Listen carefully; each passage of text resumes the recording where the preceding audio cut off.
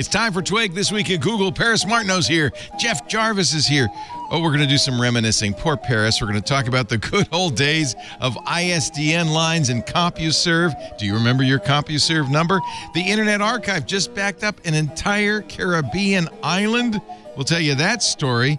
And all the big announcements for Google about their new Gemini AI. All that and more coming up next on Twig. Podcasts you love. From people you trust. This is Twit. This is Twig, This Week in Google with Jeff Jarvis and Paris Martineau. Episode 763, recorded Wednesday, April 10th, 2024. All the meat was shaken. It's time for Twig, This Week in Google, or General. The show where we cover the latest stuff from Google, or General. Paris Martineau is here from the information. Hello, Paris. Good to see you. Hello in general. Happy day. I was going to say, Leo, are you okay? Are you broken? Yesterday was Confederate Surrender Day. I don't know what today is. I have to check. Today is Eid al-Fitr. It is the National Siblings Day. But that's pretty much it. A holiday recognized in some parts of the United States and Canada on April 10th as Brothers and Sisters Day in Europe on May 31st. Oh, you know what it also is? What is it? Wednesday. Happy Wednesday. It's also UEFA Champions League quarterfinals. Never forget that. It's the release of What Jennifer Did and Unlocked, a jail experiment on Netflix. And the second season, actually the first and second season of Hapless arrive on Peacock.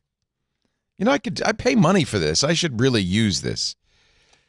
Wait, who do you pay for this? I pay a lot of money for this. It's fairly expensive. Forecast. Forecast, the calendar of the internet.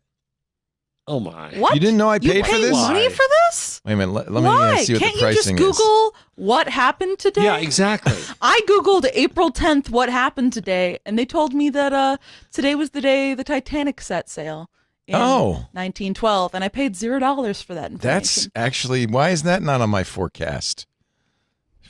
Now I want my money back. $100 a year. That was in the past, Leo. Oh, it's the past. Forecast. Yeah, you can't forecast. No, the they past. have they have stuff that happened way back when, but it's not on. But here's the thing: this is crowdsourced, so I can go in now and put that in the Masters Par 3 So contest. for $100 a year, you should do it yourself. Doing it. This for me is valuable because I can say things like it's National Pet Day tomorrow. And who And that's cares? valuable to you? Yeah. I don't know why I pay for this. Friday, Don't Tell Mom the Babysitter's Dead reboot. Let's see. National Grilled Cheese Sandwich Day on Friday. I don't know. In 1971, on April 10th, the China hosted the U.S. table tennis team for a week-long visit. So what do you enter? On this day? Is that what you enter? On this day? I just Googled April 10th, what happened today. It is. And I meant to type what happened, but I just put happen with an E at the end. Here's It is International World Baton Twirling Day. Okay, I got Tell me, Ooh. Paris, I gotta get my that money you were a back. baton twirler in high school. I was not. Please. I'm not coordinated enough for that. It I would is, drop it immediately. National Hug Your Dog Day. But It is International Safety Pin Day. So forecast is woefully behind. I do know, though, that on Sunday will be the 100th Billy Joel Madison Square Garden concert. Oh, nice. That's a lot. I saw him at Madison Square Garden. I think you've mentioned It was that lovely. before. Yeah. Big fan. Neither Jeff nor I have seen him because Speaking we're of too Madison old for Square Billy Garden, Joel. Yeah.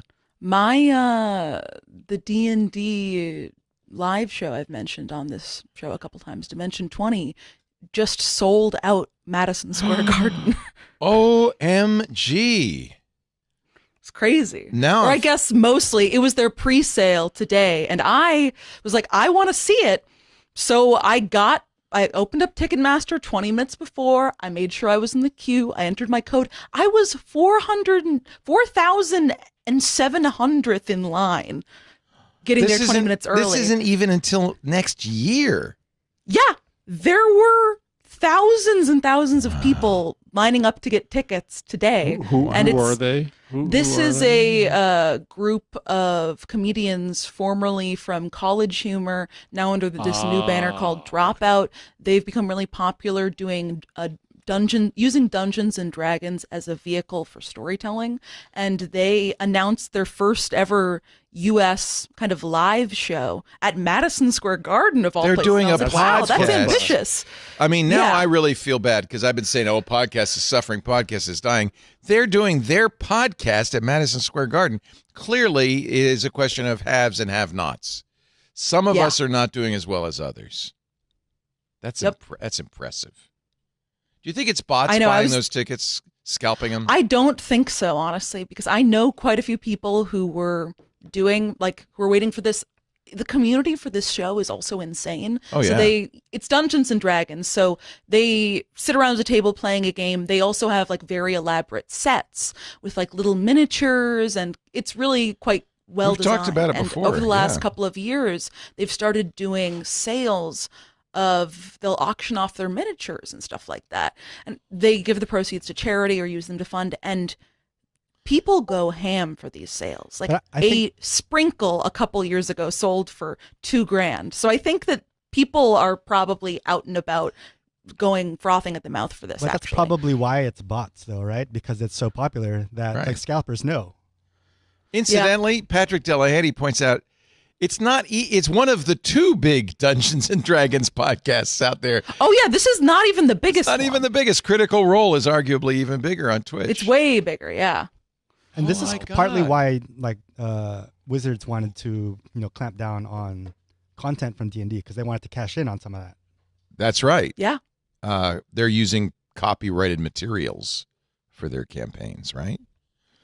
Well, technically, the campaigns themselves, like the stories, are all, self-generated, written by the Dungeon Master and their teams, but they are using rules. Yeah, they have the book. It says, a 7th level mage can't cast freeze against a 12th level orc without having the Gauntlet of Doom. That kind of thing. That kind of thing. I just made that up, but it might be true. Mm-hmm. You don't know. It isn't. So I might as well go. If I went to this, I might as well be watching a comedy show in Finnish. I wouldn't understand a single joke. It is. It's like Finnish. You'd probably actually understand most of the jokes because it's like they're performing a show live, but they, like if you go to an improv show and you see someone doing like long form heralds or improvs, they're just improvising with no rules. The beauty of this is they use the rules of D&D to kind of throw a random element of chance into how they're playing the game. So you'd frankly probably understand most of it. That sets it. I'm retiring at the end of the month. I just can't. This is what did it in. This is it. It's Some over. comedians having success. You did it, Paris. You did it to him. R.I.P. I hope you're happy now, kid. R.I.P. So we have a lot of Google news. Hello.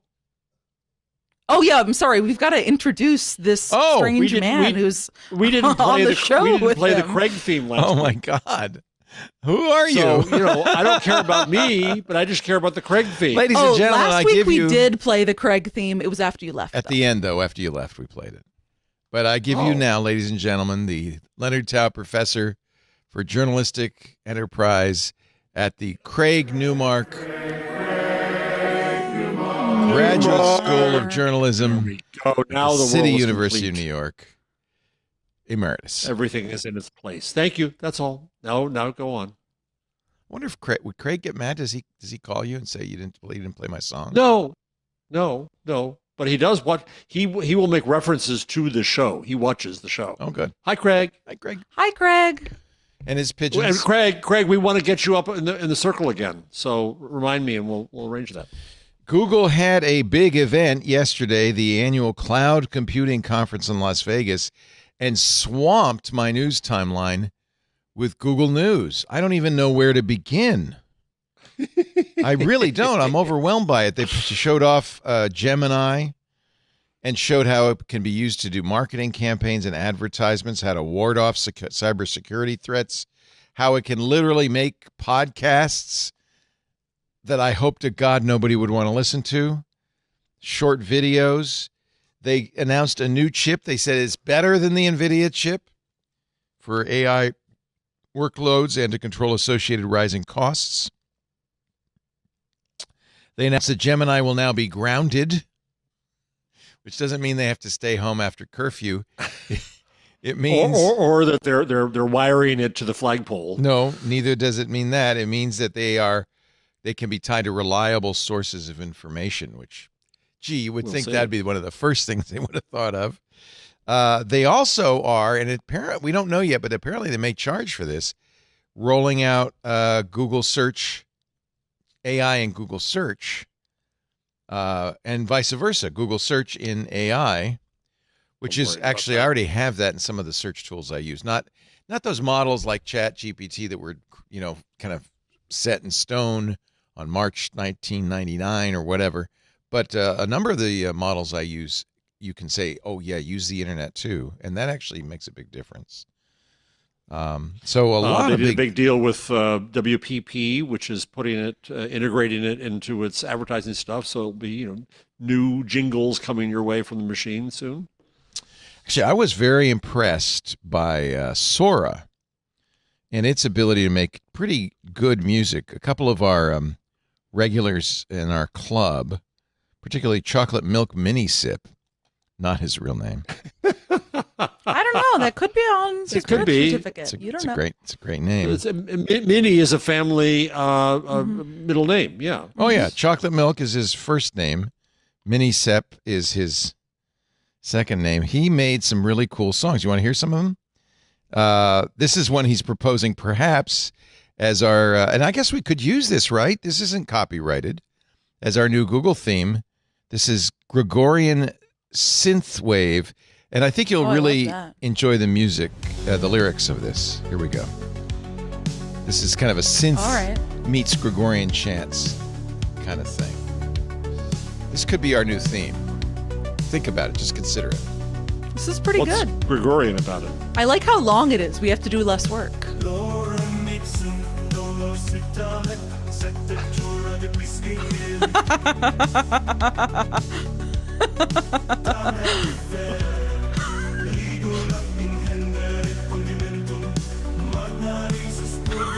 I actually love this. Is this not I think the greatest should be thing? our new This theme. is from not Soro. I said Soro. It's Suno. Lorem Ipsum is also a great podcast name. Lorem Ipsum. Those are the lyrics. This the text that you people at printers and people are laying out stuff put in as we dummy call it Greek text. type. Yeah. I've got a Suno example that I got others. Wait a minute. Hold on. I got more. Wait, can you put this link in the chat? I want to listen to this This is from later. Suno. Yeah, I will. While I'm doing that, listen to this. Beware of the Frenchmen and their baguettes. I'm always saying that. Walking down the street, baguettes in hand. Oh yeah. With their charm and their accent, they sure know how to. Oh, I clicked away from it. I clicked away from We it. don't know what they know. Oh, wait a minute. Let me go back to it. Because I was pasting it in. We're just getting into it. I was pasting it in, and I know it was good. This is the first time I've heard AI music actually I'm going to give you one that's going to blow you sound away. musical. All right, I've got to find that again and finish it. I totally apologize. This is it. Once again, beware of Frenchmen and their baguettes. Frenchmen walking down the street, baguettes in hand. Oh yeah. With their charm and their accent, they sure know how to command. Ooh-wee. But don't be fooled by their croissants and their fancy cafes. Oh no. They might just break your heart and send you on your way. Smooth talkers sipping wine along the Seine. This is generated by artificial intelligence. This is I hate this. I hate this, by the way. Why do you hate it, Benito? Because it sounds You real. feel already. replaced? It's sounds too real. good, Yeah. don't you? Oh, yeah. Isn't that why you It hate sounds it? Go to real, but I line know there's no 140, art there. There's Leo. no art there because that's a computer. Here is Wait, Cat wait, Acoustic wait. Chillwave Remix.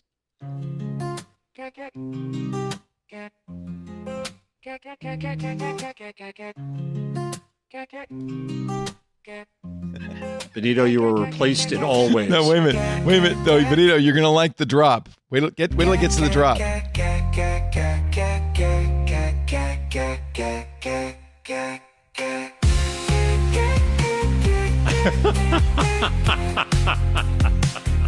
Okay, this is great. This is exactly I all don't of need the you, songs Benito. I sing to Gizmo. I don't need you All right, anymore. I'm leaving. Bye. No. Bye, Benito. AI will run the nice. podcast That's now. pretty impressive, right? Am I wrong, Hey, Benito? Benito, Very impressive. You're a real minimum wage is musician. now $20 at Taco Bell. Okay, It's impressive in that it sounds like real music. Sounds like it's not obviously. my question the Beatles, is, though, but is what is going on behind the scenes here? Because I remember there was, I don't know, some sort of, this was obviously before the big Gen AI boom, but a couple of years ago, there was a AI-based keyboard that wrote all these really funny scripts. It went super viral. And then It was what a we human. learned behind the Right, it scenes was- is that like people were kind of Yeah. guiding it. Yeah. Which is fine. I think it's a good use for it, but I'm It's curious collaborative, on yeah. this as to what the human involvement was in generating these lyrics and like choosing specific songs. I'll have Can to you ask do me a Chocolate Milk favor? Mini Sip. All right, what do you got now, Jeff? 141 is one Jason Okay. Howell found. This from you did Suno. this. Apparently, you already did this on your AI show earlier You did, but today. it's so good, yes. This is Suno music. So I guess you were already playing with it. Jason was, so he found Yeah. the one on 141. And Jason's a musician, so this Yeah, is so he knows. Suno version 3. Listen. Woke up this morning, feeling so low. Now, did Jason say what the prompt was for this? No, he doesn't know how many steps. Solo This is good. acoustic Mississippi Delta blues about a sad AI instrumental. Like I don't need my computer singing the blues. You know what I mean? That's for people. That's for people. Can computers have the blues? Is the question. Well, is this cultural appropriation? Is the other question. Absolutely yes. Well, it's all appropriation. That's the key to the whole thing. Yeah, it all is. It's yeah. appropriating the work of other musicians. This That was is wowie, I thought. suno.com. Here's one called Spaghetti. This could be the theme to Curb Your Enthusiasm.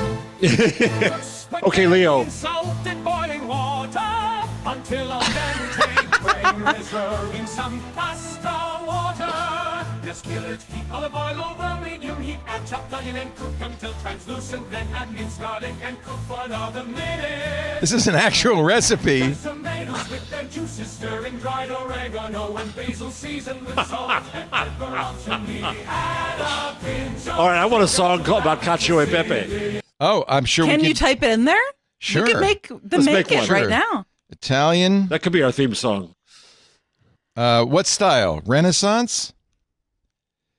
Sure. Yay? What the heck? What is Italian Renaissance music? Misspelled. That's not how you spell.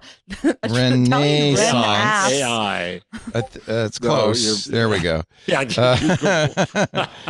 Style. Canto about making cacio e pepe, or should I say the recipe itself? Well, let's see. With the recipe, yes, I think so. Using the recipe as It'll be lyrics. short. Yeah, it's pretty easy. Let's see.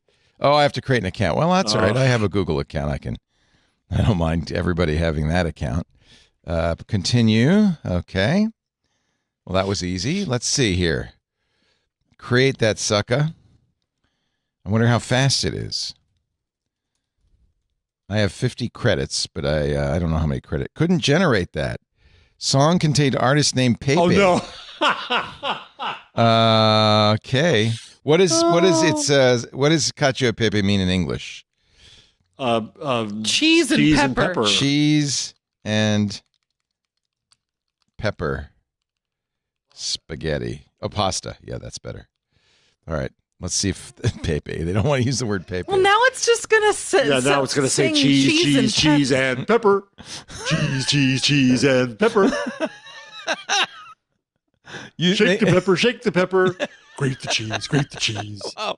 Honestly, that's pretty much Cacio e Pepe in a nutshell. Yeah. So why do you? Yeah, need it the- is. why do you need It's the AI actually now? You got generating 3 songs, including Formaggio e Pepe, A Taste of Italia. Let's play it. Let's play It did Pepe anyway. Yeah, yeah. It's an opera.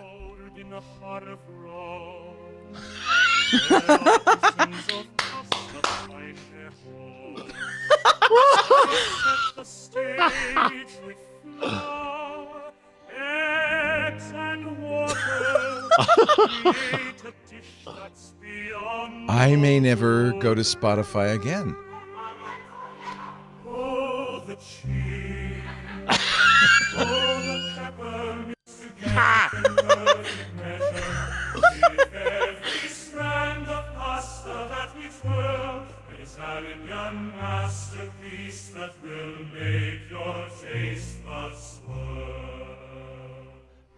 Kind of mind-boggling. I mean, that's obviously got a little That effort. was pretty good. Okay. Let's write a theme song for the show Should now. we make a theme song? Well, maybe we'll save that make a for an theme song. exercise for later, but I think this could be... Now, are these copyrighted? Can I just use them as a theme song for a podcast? So did I not say 6 months ago? In fact, Benito, After your walk. after my walk, if you would just make a clip of that so we could play it again and again, things are going to get weird very quickly. Look, a year ago we played computer synthesized music and it was awful, It right? was crap. It Yeah. was worse than awful. This is a lot better, faster, right? It is. I would like to say a challenge out there, maybe for someone on the Twit staff, maybe for just a listener. I'd really like it if we had a video that was a compilation of all of Leo's wildest proclamations about AI, starting with his description of the walk, and ending maybe with that. I think that I had think it a would be dream really in the good middle video. at one point. Remember about You did have a dream we in the should middle. give them weapons, and there was a whole my epiphany Yeah, that's right. has That's been right, yeah. long in coming, and it's been a rich treat. Who does Suno? Is that it's not Google. This is the thing Oh, I get very excited about is that as hard as the big boys work and all this stuff, it's such a great opportunity for everybody. I've been looking for a AI that can take my documents and absorb them and answer my questions about that. And I found finally an open source one.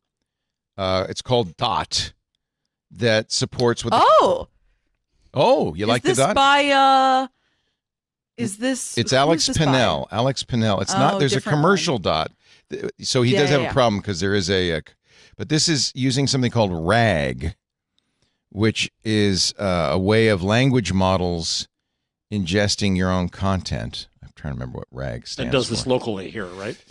Retrieval augmented generation. So it has the Mistral model, which is a very good open source model to begin with. It has it built in. You download this; it's free. It's available for Windows and Mac.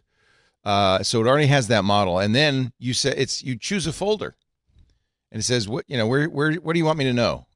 So I chose my notes folder because it's all in Markdown. It can read PDFs and DocX and XLS spreadsheets. So I chose my Lisp folder. It took a while. It has to chew on all of this, but there didn't seem to be a limit on the number of documents. And it works.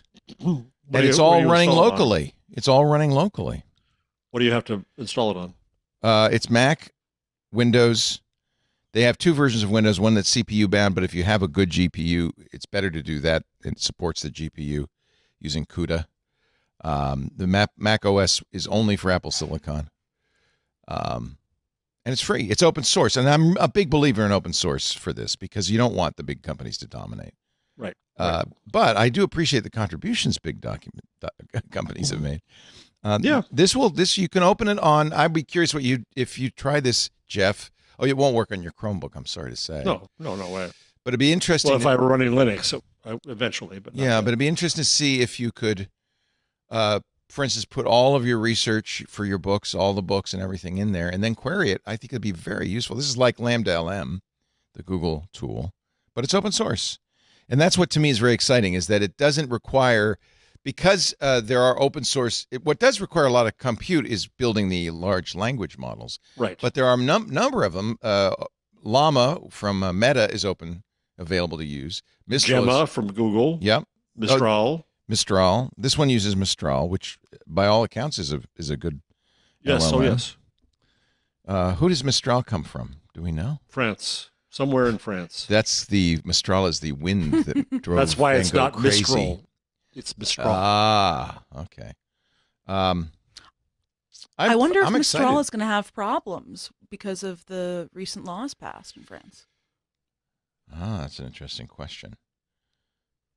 Frontier Performance Open and Portable Technology committed Which to open law? models. The regulating AI. I'm forgetting what. Yeah, the it's name a of it cop- was. basically- That's the whole EU, isn't it? Yeah, but I I don't mean, think there's a lot of Mistral restrictions is on one this. of the.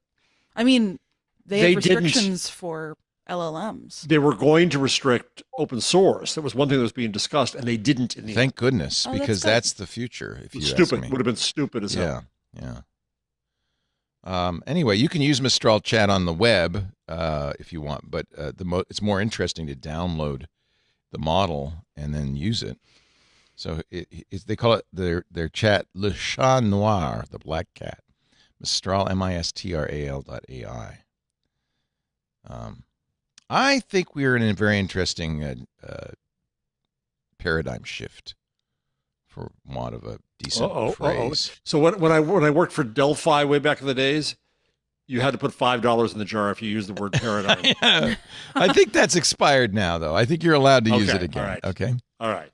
I hope so. All right, let's take a little break because I want to talk about Aruba. Jamaica, girl, I want to make you. Our show today brought to you by This Week in Google, brought to you by Delete Me. This is a product I am very happy with because we use it. We use it because our dear CEO and my wife, Lisa, is like everybody else, a lot of personal information, PII, personally identifiable information, is online about her, and hackers have used it now twice to try to hack our employees. Information they gleaned from data brokers about her, about where she works, personal information that might be useful, information about her direct reports. All that PII online is really appalling. And if you've ever searched for your name online, you know it's out there and it's terrible. But it's not just a concern for individuals. It's a concern for businesses and security. It's also a family affair. You know, if you have people in your family that you want to protect, take a look at Delete Me's exciting expansion for their family plans. You can ensure that everyone in your family feels safe online.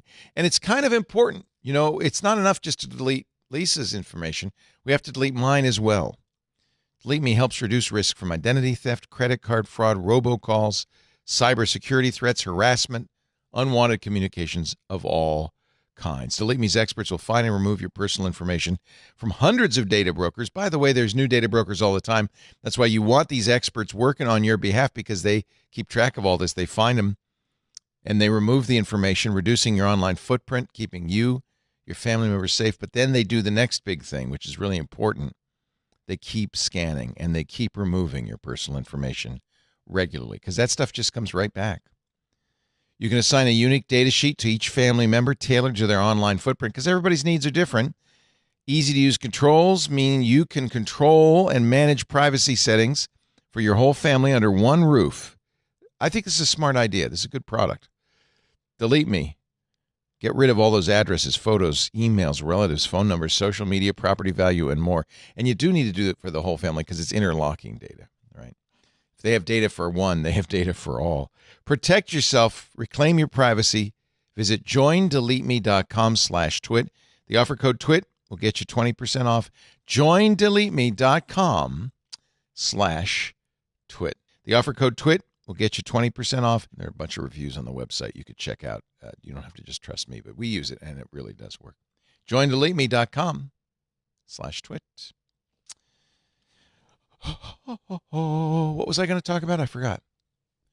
Aruba, Jamaica, girl, I want to make you. Wired Magazine has an article. I think this is really interesting about the Internet Archive and the Aruba collection. They have backed up an entire Caribbean island. They are the official custodian of the entire nation's history. This is the first time they've done this.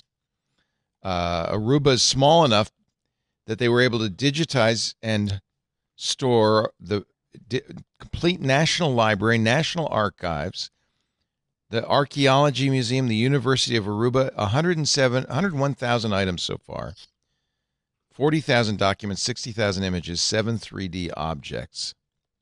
Well, the reason that Norway is able to create its own Norwegian LLM, as I learned from Sven Støme Taulo, is that all the news and all the library is already digitized. Yeah, in fact, to get Aruba into the Internet Archive, they had to get everybody to cooperate, right? The libraries and museums, everybody had to say, okay. The project is funded wholly by the Internet Archive, which I think is great. Good going, Brewster Kahle. I donate monthly. According to Wired, the Aruba project was set in motion in 2018 after Argondizzo, who is Stacey Argondizzo, who is a Aruba lover and a digital archivist. She's not an Arubian. I wonder if that's right. Aruban? She's not. She's not a Reuben sandwich. She's not a Reuben, but she loves doesn't have any Aruba. Thousand Island, and she works at the Internet Archive. So she thought, could we back up Aruba? So there. Could we back up Aruba? Could we back up? And they did. She reached out to an information specialist at Aruba's National Library, and they've slowly gotten it all up there. We ran into a lot of roadblocks before we stumbled on the Internet Archive. Archival work can be labor and resource intensive. It's not easy to turn stacks of dusty tomes and fragile, decades-old newspapers into easily searchable files. The budget, though, you would think this would be expensive. He says it's shoestring. Didn't cost all that much. Aruba did have its own scanning equipment, so they could use that. Internet Archive provided the software to organize it, including algorithms to decipher handwritten documents from hundreds of years ago. A lot of colonial history on Aruba. So I think this is the first time Internet Archive has done this for an entire country. It did preserve about 90% of Bali's literature back in 2011. Gosh, God bless the Internet Archive. Truly. Yeah. What a great organization. And for historians, this is a treasure trove. It's really good. Anyway, I want to give a plug to my friends at Common Crawl as well, because they're trying to preserve same thing, the right? web similarly. Yeah. They just do text, not images, and they do it so that it's usable as data. I think there's generally now recognition that we have been putting everything online, but it's ephemeral. Because servers go down, hard drives fail, and so forth. So it's great to get it digitized, but the next step is to archive it in a way that it will survive. It's also missing tremendous perspectives and communities that haven't had the chance to be online enough, haven't had the power to publish all these years. We need to be asking what more we need to add to the web, not lock up behind walls. Yes. I mean, if I were one of the AI companies, I would give a bucket load of money to Wikipedia and say, go mad. Oh, yes. What all can you do? How all can you increase the diversity of information that we have? Yep. And same with Brewster Kahle. What all can you and Common Crawl? All of them. They're preserving the commons for us. It's such a small, tiny amount of the federal budget to support this. It would not be billions. It would be hundreds of millions. Maybe but how Craig are we going Newmark. to afford 300 extra warheads, Leo? Oh, yeah. Give money to Yeah. things like preserving things online. Yeah. Oh, online is evil. Don't you know, Paris? We have to get rid of it. True. We have to turn it off. It's ruined mankind, hasn't it? That's true. We've got to turn the internet off. It's the only way. My daughter told me of a new way to get better sleep. And she sent me a TikTok. Have you ever heard of the drunken monkey exercise? No. No, it sounds like what happens to me every night. There's no liquor involved, but Well, I don't know. I'm getting the TikTok in early. All bed, right. and now I'm sleeping better every single night. He's going to demonstrate the drunken monkey It's here. stupid and for you. easy. Get extra blood flow to your extremities so that Come on, dance you for relax us. easier once you're sleeping. So Watch this. Here's how you do it. You take a wide stance right before bed. Yep. And you go back and forth with your hips. Yep. Like this. This My is going knees to won't loosen do your it. hips up Yep. and get Hips blood flow won't to do it. your legs. No, that's And why then you're not add sleeping this, well. like, And then you do that shoulder with your rotation. hands. You're just doing like your full shoulder and your full back. So it looks like this. It's really, so this is slow. Okay. I know it looks silly. And you do this for a minute. I was just and say, you Leo, speed we it gotta up. get one of these for you.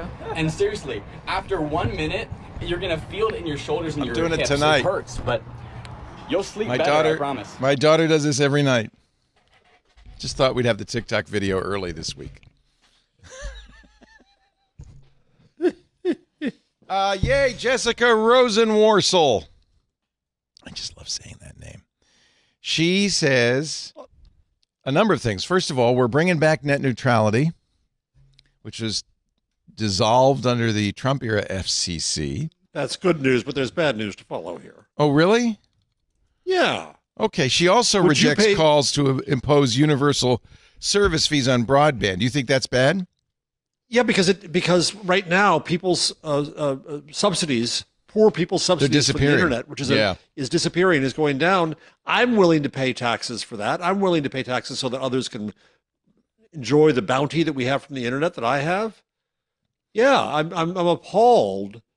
We paid all these years to have 911 service, which we should have. That was a tax on the phone.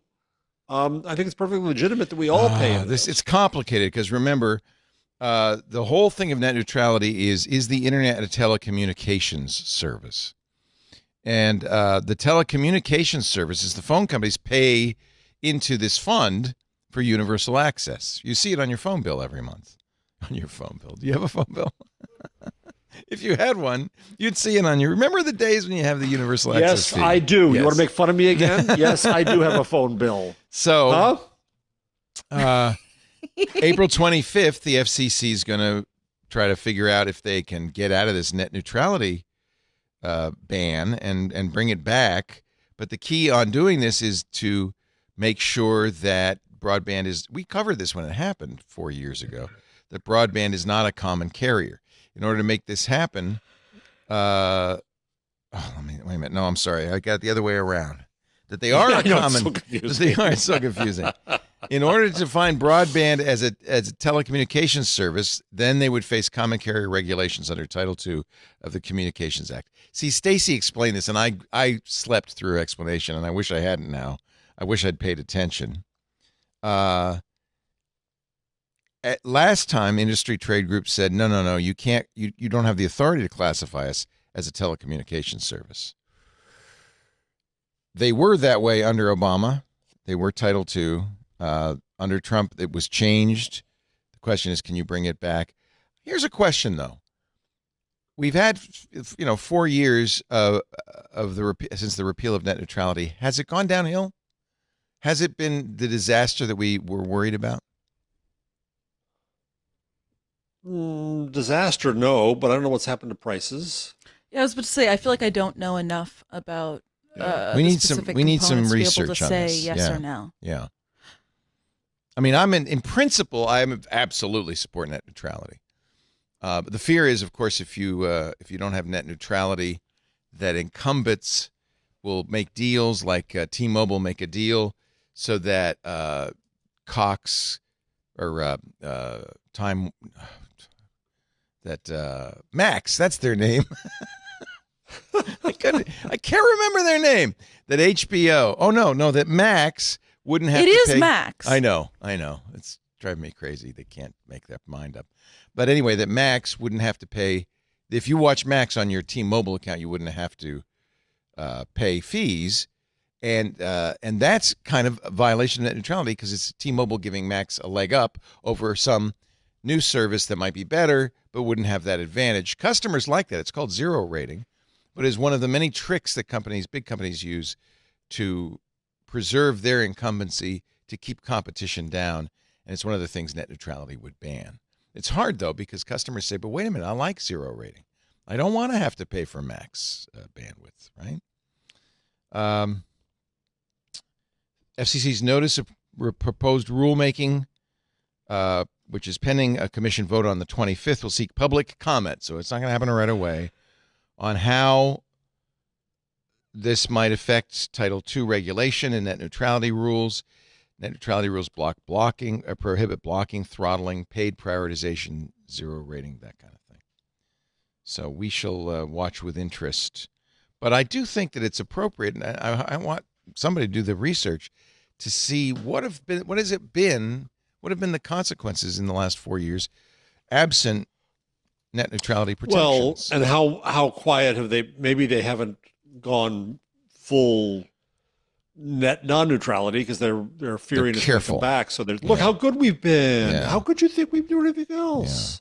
Yeah. And also from experience, this tells me that, like, I lived in the Philippines for a while, and in the Philippines there's no net neutrality. No net neutrality. And what I can tell you about how the internet is there is that the internet is Facebook to everybody over there. Yeah, that's it. Right. There you go.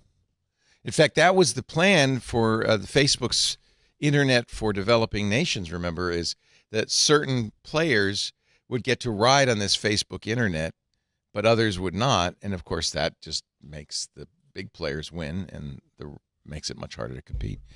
FCC has also implemented this now nutritions label.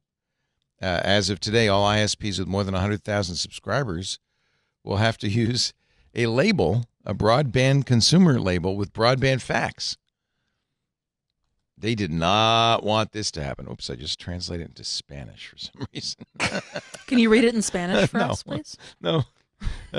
Internet de banda ancha eficaz. Designed to provide easy broadband and nutrition labels is much easier. Designed to provide clear, easy to understand, and accurate information about the cost and performance of high-speed internet.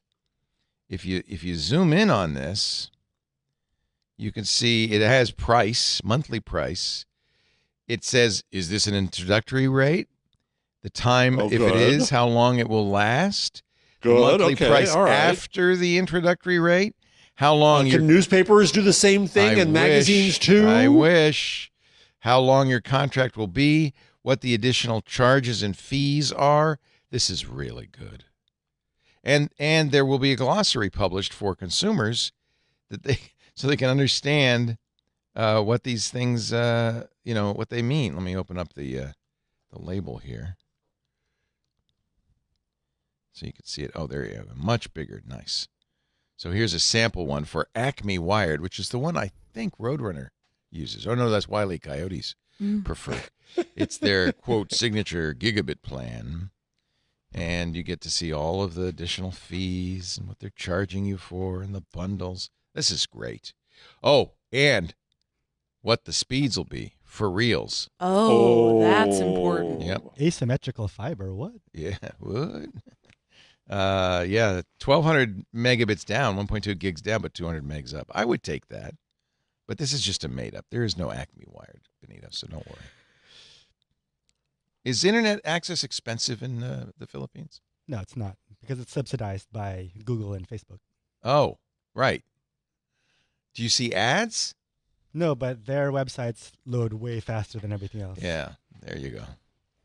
So you have some experience of what a oh yeah, I know what the internet looks like without net neutrality, and it's bad. Good. Thank you. There you go. You heard it from Benito. There you go. So we'll watch April 25th. Now so that's the problem there with the universal broadband fees, I guess.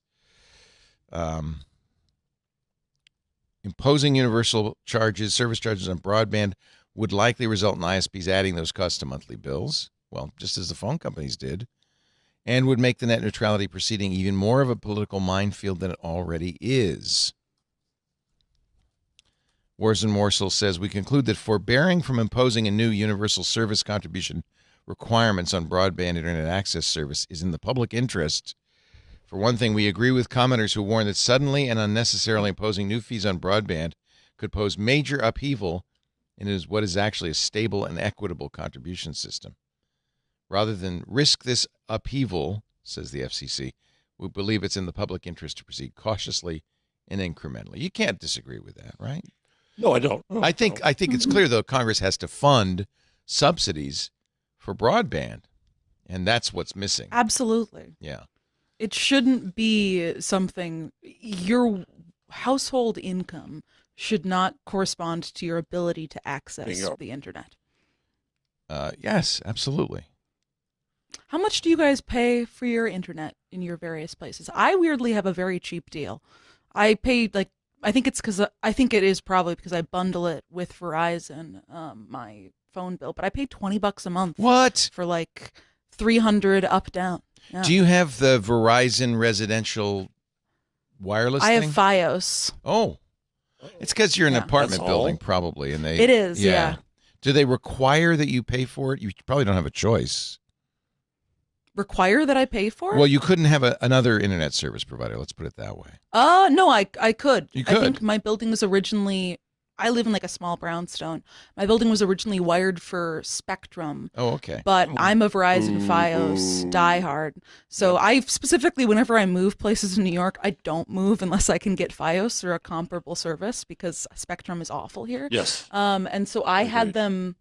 It said my building was wired for Fios, but that turned out to be wrong because a man had to climb out my window, down the fire escape, into the backyard, and run cables up and down through my neighbors' yards God to get bless it in my that building. man. But God bless it him. worked.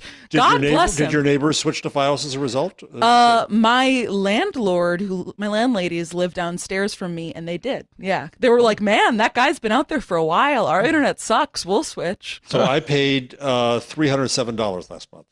Oh my God. Just for internet? No. That's for everything. That's for yes, I still have linear TV. That's for a lot of boxes. That's for high-speed internet, higher speed gig internet. That's for, yes, an old phone line, although not POTS. And that's it. But that's for HBO. I guess and if I include Showtime my and all phone, I paid $100 last month. Wow. Yeah, I don't know what my cost is for the I was internet. about to say, you probably have God knows. 25 internet I connections in your think home. It's complicated. Let's put it that way. It's complicated.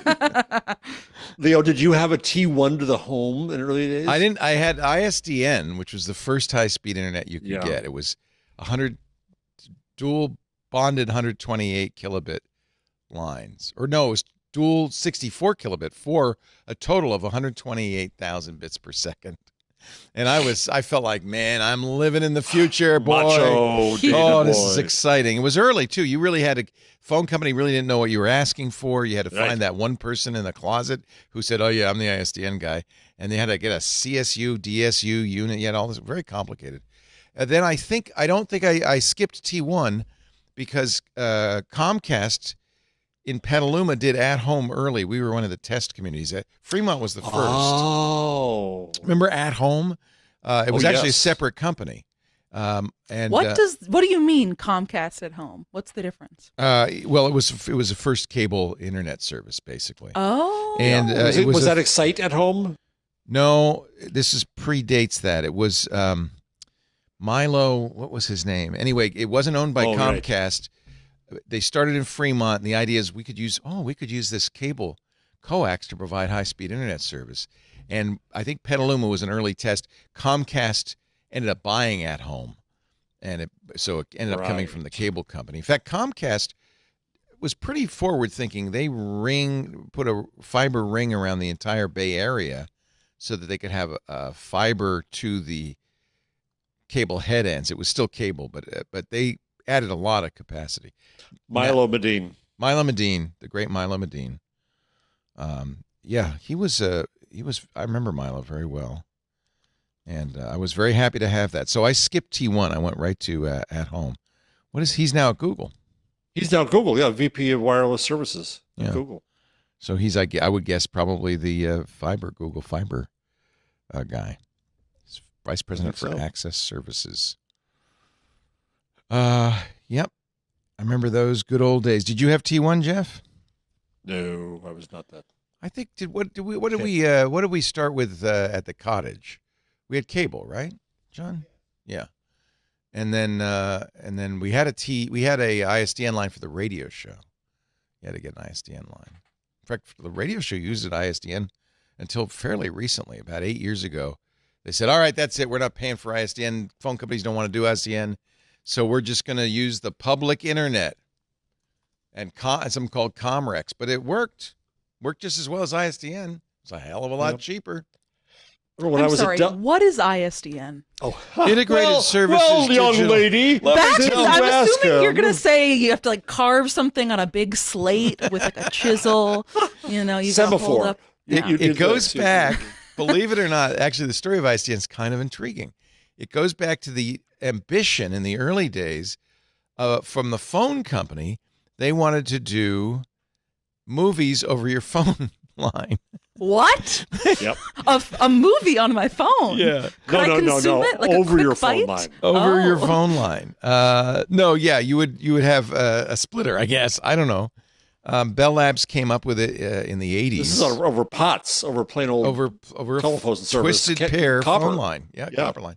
Integrated Services Digital Network. And they thought it would be a business, but they were wrong. So eventually it became just data, and that's how I used it. But yeah, originally they wanted to do, what do they call it? Something over dial tone, movies over dial tone, something like that. They had a name for it. But as I know, nobody ever did it. So when David Eisenberg wrote The Dawn of the Stupid Network in 1998, when he was telling AT&T to stop trying to create smart networks and it's going to be a stupid network, where was that in the progression of ISDN and T1 and all that?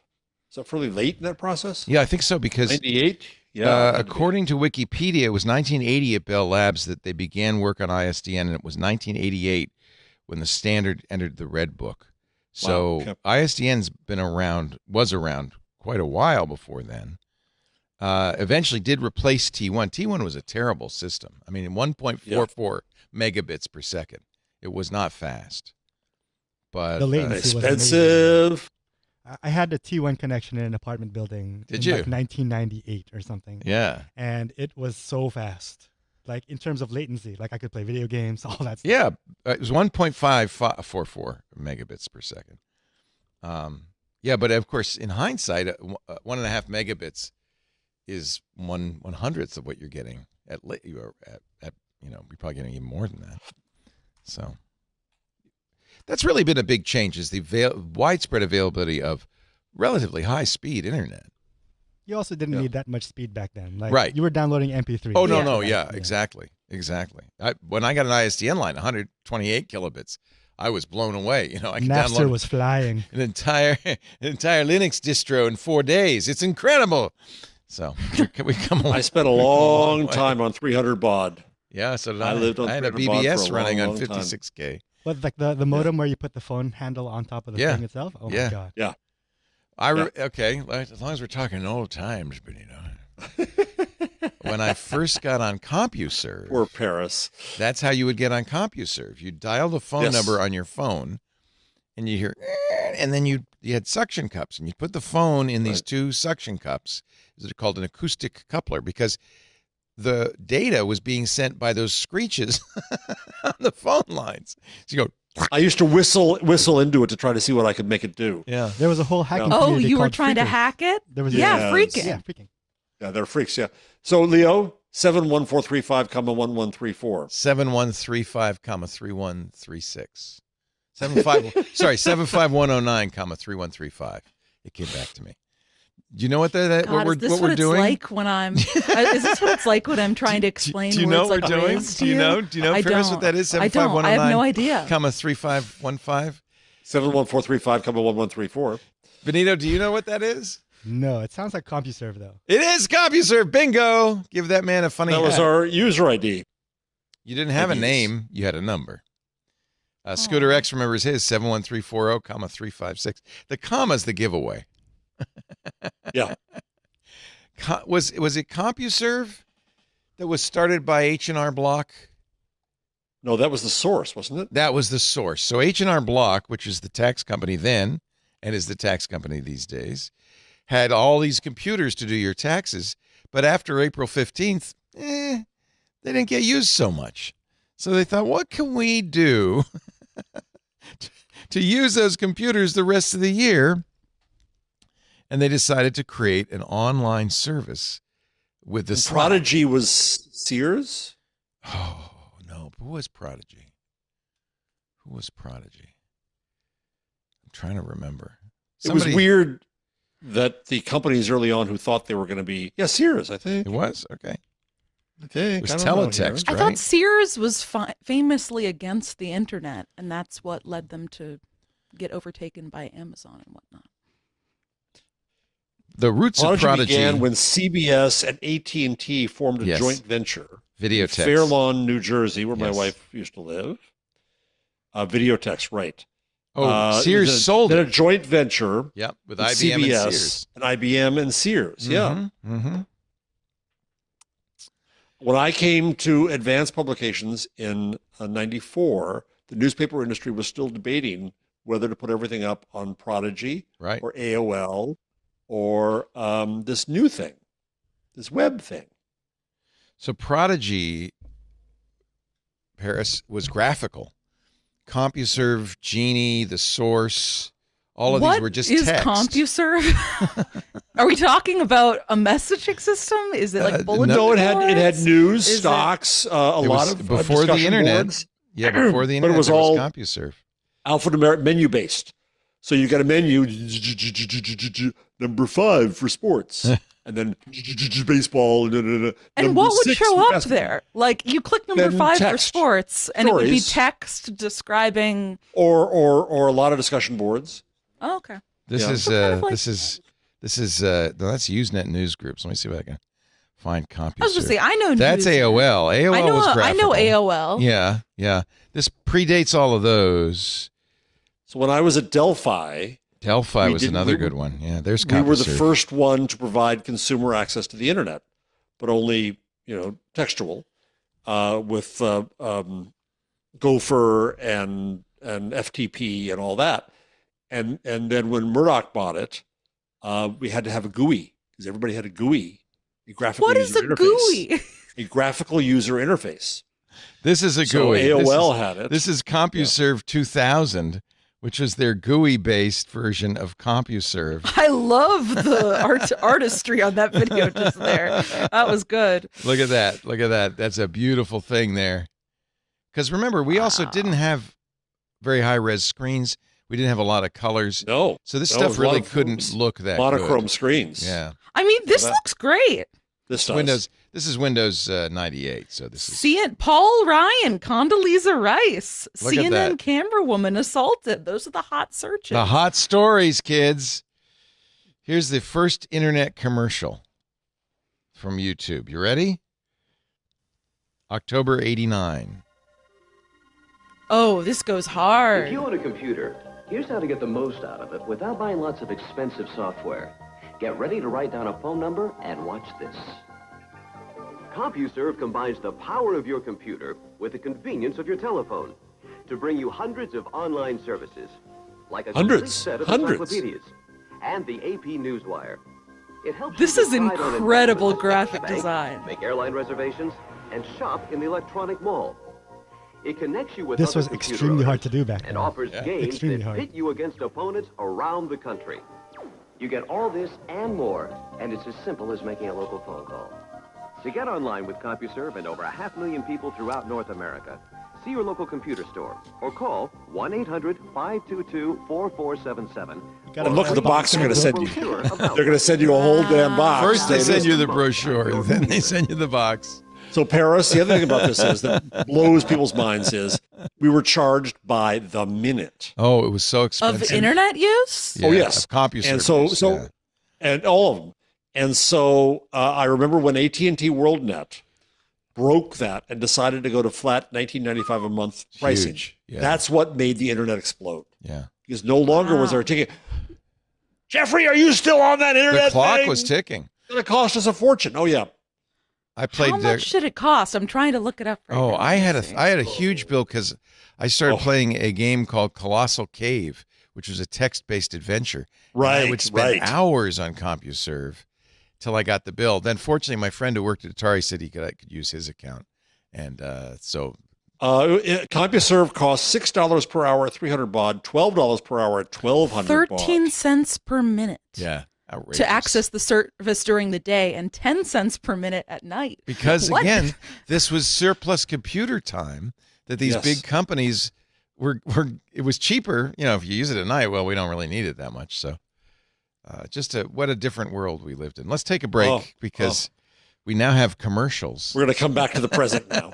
In the present, we have commercials, but we're going to do some actual news stories. We don't have to travel down memory lane, but Jeff and I wanted to tell the youngster a little bit about our child. Now I'm calculating how much 13 cents per minute would be. This show would cost Are us, you also doing it with inflation?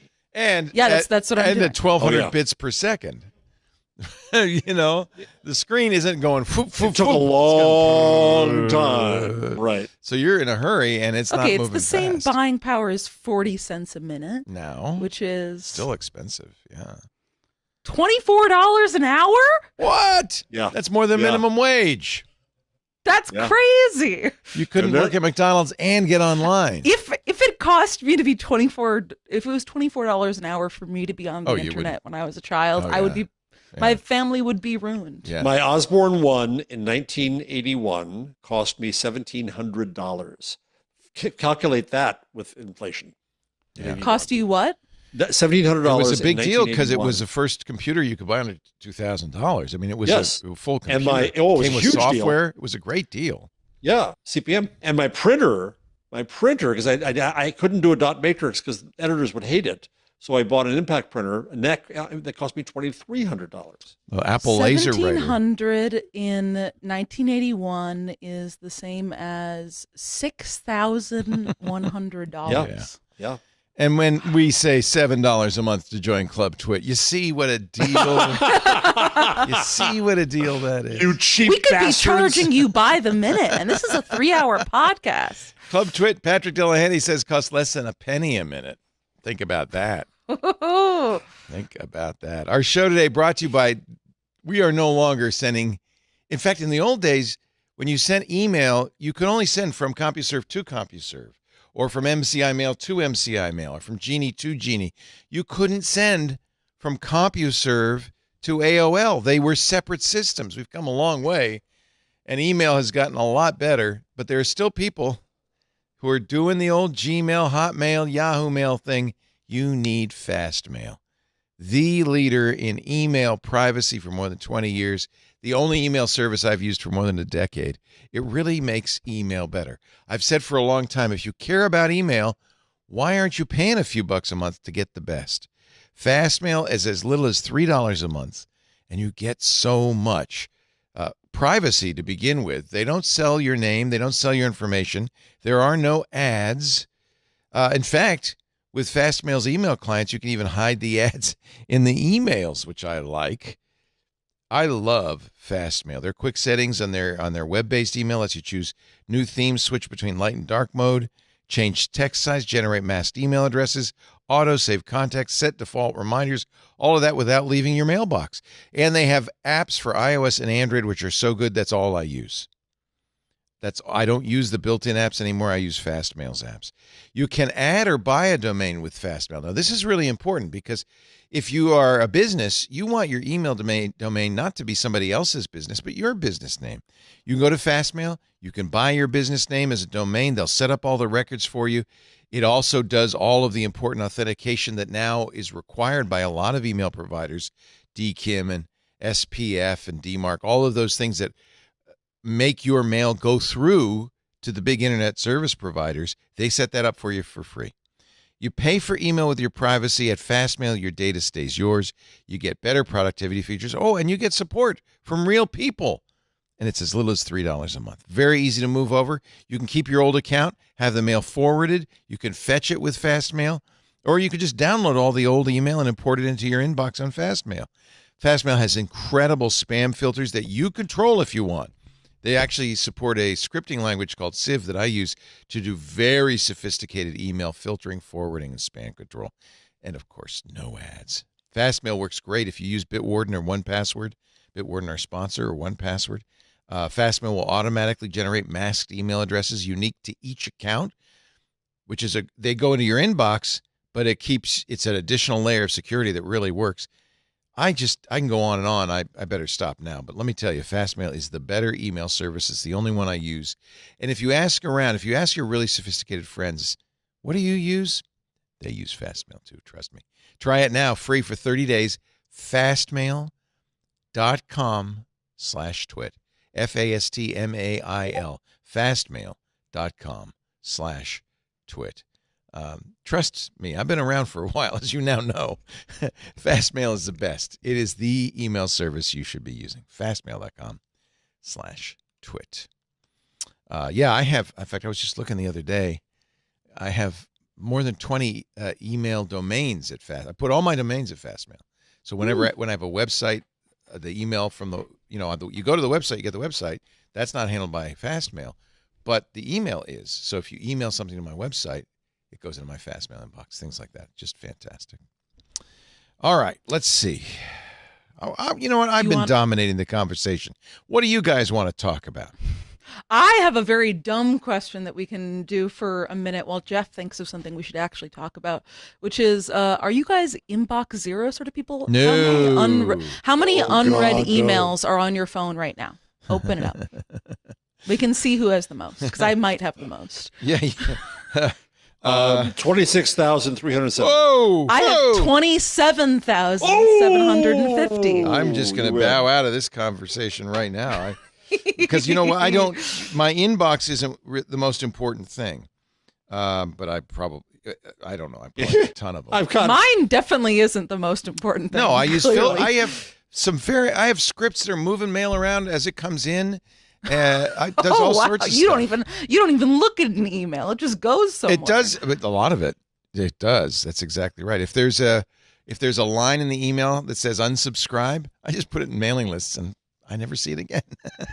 I have a lot of filtering going on. That's one of the things I love about that Civ language that Fastmail has. And so inbox, no. I have a travel box. I have a VIP box. One thing I do that's, I think, useful, if you're in my contact list, which you guys are, you automatically go to the important inbox. In fact, there's Jeff's email saying my CGPA analysis paper. What's that all about, Jeff? That's the California Journalism Preservation Act. I was commissioned by the California Chamber of Commerce to write a paper about it, and I went deep into it. It's legislation that tries to get Google and Meta to pay per link that they link to news organizations, though you'd think that would be the opposite way around. That doesn't seem like something you would support, right? I do not support it. I was against it. Link tax, Leistungsschutzrecht. The Leistungsschutzrecht. It goes back to the history of the Leistungsschutzrecht, and it goes to the history of the antecedents here. Then it goes through the faults with the bill, of which there are many. Then I look, and I was fascinated by this, the history of the of news and copyright. News was not protected by copyright until 1909. I look at the history of consolidation in California media. The same day in 1962, Chandler and Hearst each killed a paper so they could kill competition. Wow. Collusion. They got away with it. I looked at the history of how inhospitable the newspaper industry has been to every new technology and competitor. And then I propose a bunch of alternative solutions to this. Medium says it's a 79-minute read. Wow. Are you good? Did you publish it on Medium? Paper. I did put it all on Medium, but that's kind of a ridiculous way to read it. I just put it there. Neiman Lab did an excerpt today of two of the sections, but the whole thing is up on a PDF. So very impressive, very scholarly summary of a lot of footnotes. How people have, and you know what? I think on the surface, if you're a legislator and you're not thinking hard about this, you might say, well, yeah, we got to preserve journalism, and why shouldn't the companies that are benefiting nowadays from journalism be helping to support that? And you make a very this is literally written by lobbyists for the newspaper and magazine industries. It serves the big old papers. In California, 18 of the top 25 newspapers are owned by hedge funds now. Wow. I don't see that's wanting to depressing. Give them any money. That's depressing. Yeah, that is grim. Yeah. In effect, they're already dead. They're just dead papers walking. Oh, yeah. And so, if you're trying to support them, that's a noble cause, but you're not. They're already gone. You're supporting the hedge funds that are picking on the bones. This legislation cuts off anybody who doesn't already earn $100,000 a year. So you look at something like Afro LA, which got $15,000 last year, a wonderful woman who's working herself to the bone, trying to support this and do work. Lots of, because it only pays for links, which is of course ironic, that you would think the link to the paper would be a gift to the paper, but instead they're trying to say, no, you must pay us for this. Well, a lot of Black newspapers and Latino newspapers in the state still depend upon paper. And so they wouldn't benefit from this. It's terrible legislation, just terrible. It made it through the Assembly. It's going to the Senate. Illinois has a similar version. I testified before the Illinois Senate and hope that I put one stake in the heart of it there. And then there's a federal version of this called the JCPA, the Journalism Competition and Preservation Act. And so thank you for this chance to, but if you're all into this field, there's a lot of stuff in there. And actually the history stuff is actually fun. This is in Jeff's Medium column. It's called Wither News, the California Journalism Protection Act. This is not the way to save news. And actually you write an article about it or is this the whole thing? That's the whole thing. I just put it there. Yeah, because it was kind of weird, but Medium let me do it. So I thought, okay, if you want to read it here, if they want to read it, they should be able to read it. Better read the PDF. If you go to the PDF. Gutenberg is mentioned 3 times. I controlled F. My favorite, so the very first footnote, I defined link tax, and that was much fun to do. I liked writing that footnote. Nice. Ooh, do you want to read out your definition of link tax? Read a part of it. Let's see here. Hold on 1 second. Oh, shoot. If you wish, I could do it in a German accent. Would that make you happy? So legislation requiring platforms to pay news corporations is variously and colloquially called an ancillary copyright, link tax, snippet tax, Google tax, or neighboring right. The laws differ in detail. I'll skip forward. My favorite, where is this here? I used a phrase that where is it? Oh, pedantry requires notice that in California's case. I like that. I'm proud of that. And of course, every state legislature in California, being the literate, intelligent readers that they are, will love that turn of a phrase. Yes. And immediately vote properly. CJPA does not create a tax insofar as the funds demanded of the platforms would be paid directly to publishers, not through the state. But anyway. That is pedantic. Good. So this is, in effect, a brief against the California Journalist Protection Act. So the full disclosure is I was commissioned to do this by the foundation that is associated with the California Chamber of Commerce. They did, in fact, have no input on the content or my conclusions. They were great to work with. I'm glad you did this. Why? Where did Inbox Zero come from? This was some productivity thing, right? Anal retentive jerks. Yeah. That's where it came from. People who have too little control over aspects of their day-to-day lives, so they want to exert it over their inbox and derive pleasure from it. Hey, I'm Inbox Zero, and I take offense. Yeah, and how much control do you have over your day-to-day life? Because you let go of it too long ago, and you cannot clean it up anymore, and that's the only reason you're not Inbox Zero. Well, you could declare email amnesty, in which you say, okay, I'm throwing everything out. If you sent me an email I haven't responded, consider your email deleted, start over. People do that too. That's part of Inbox Zero is an email.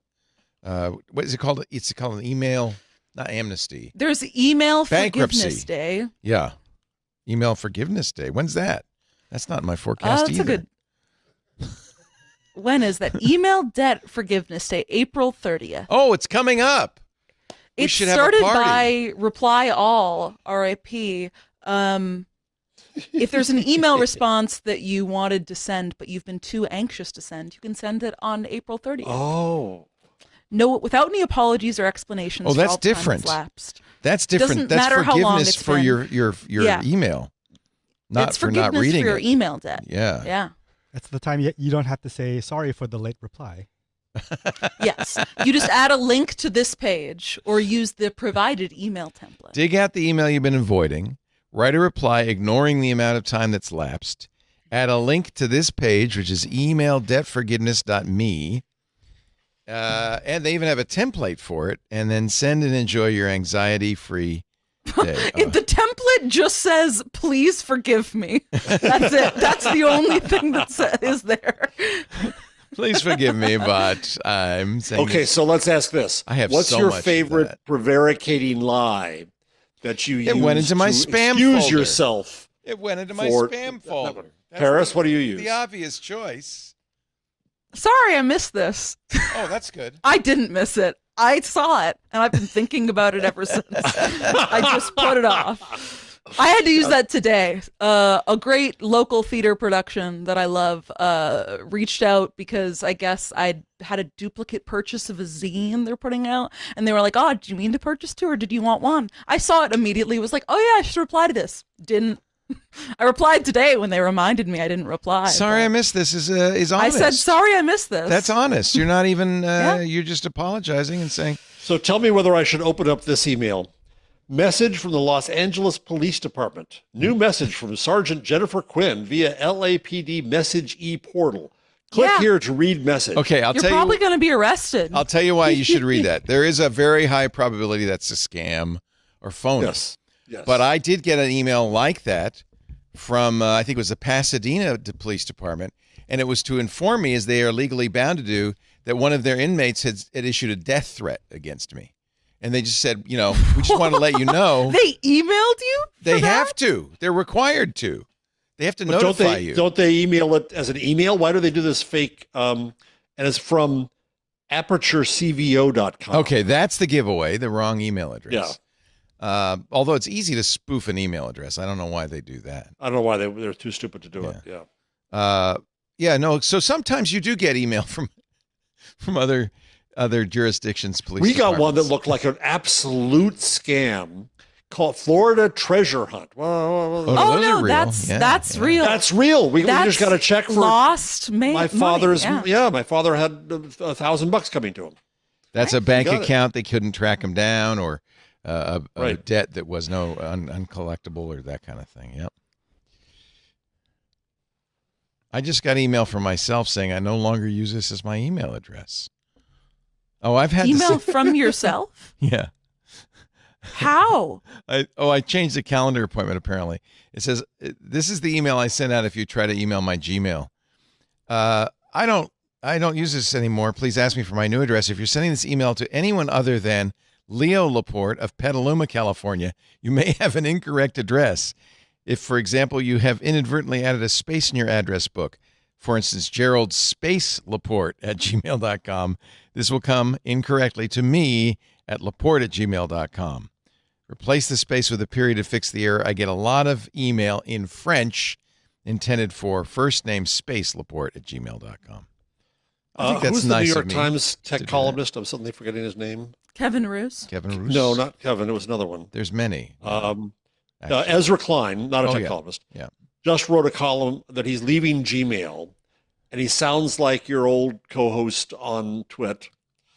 I have a better email. I get no spam. Oh, Dvorak. Dvorak.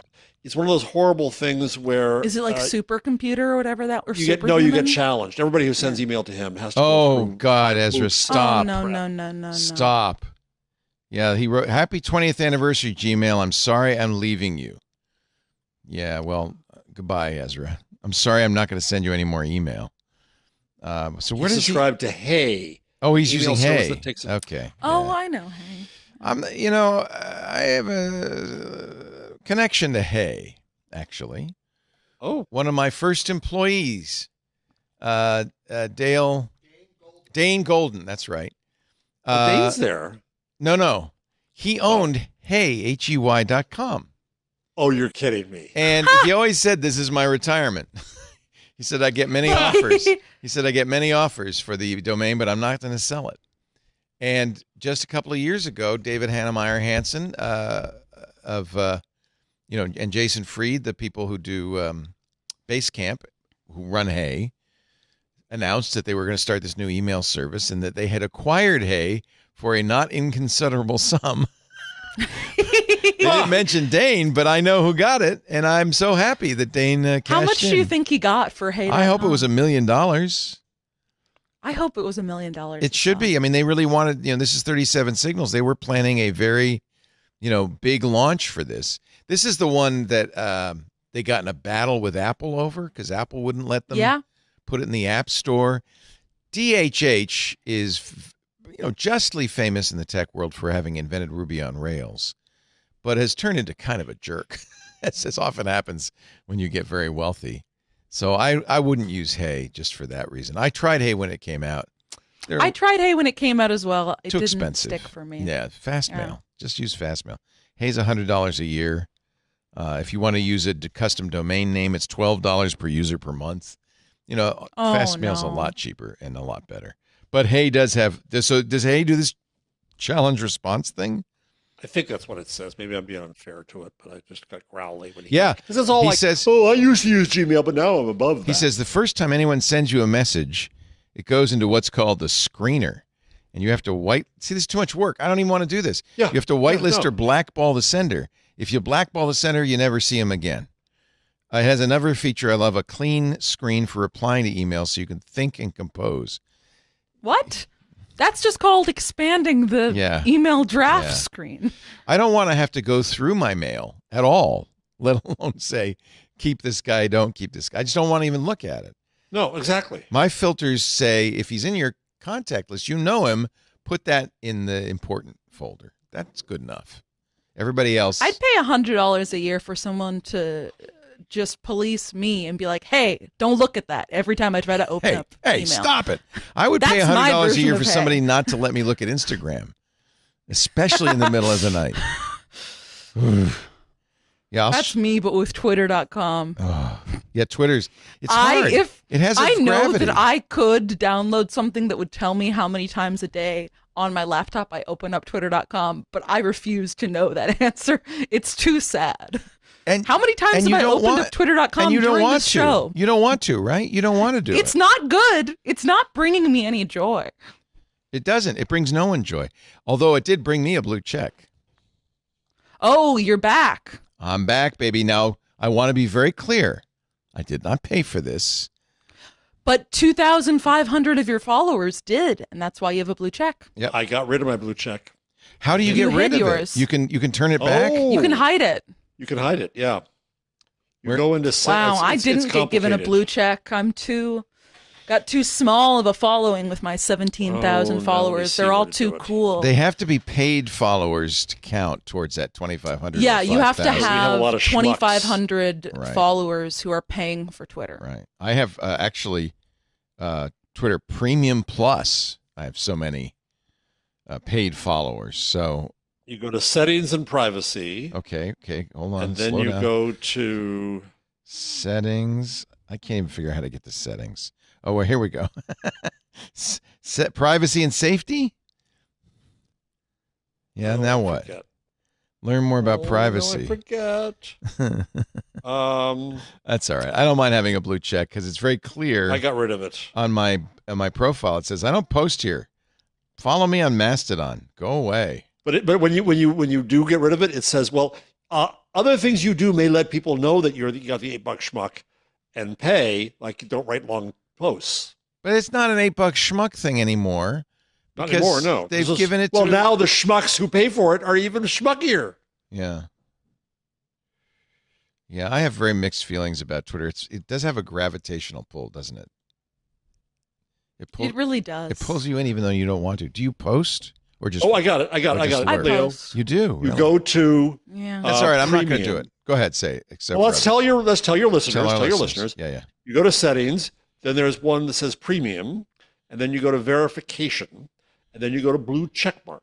And then it says hide your blue check mark, which I've turned on, which is, of course, a double negative.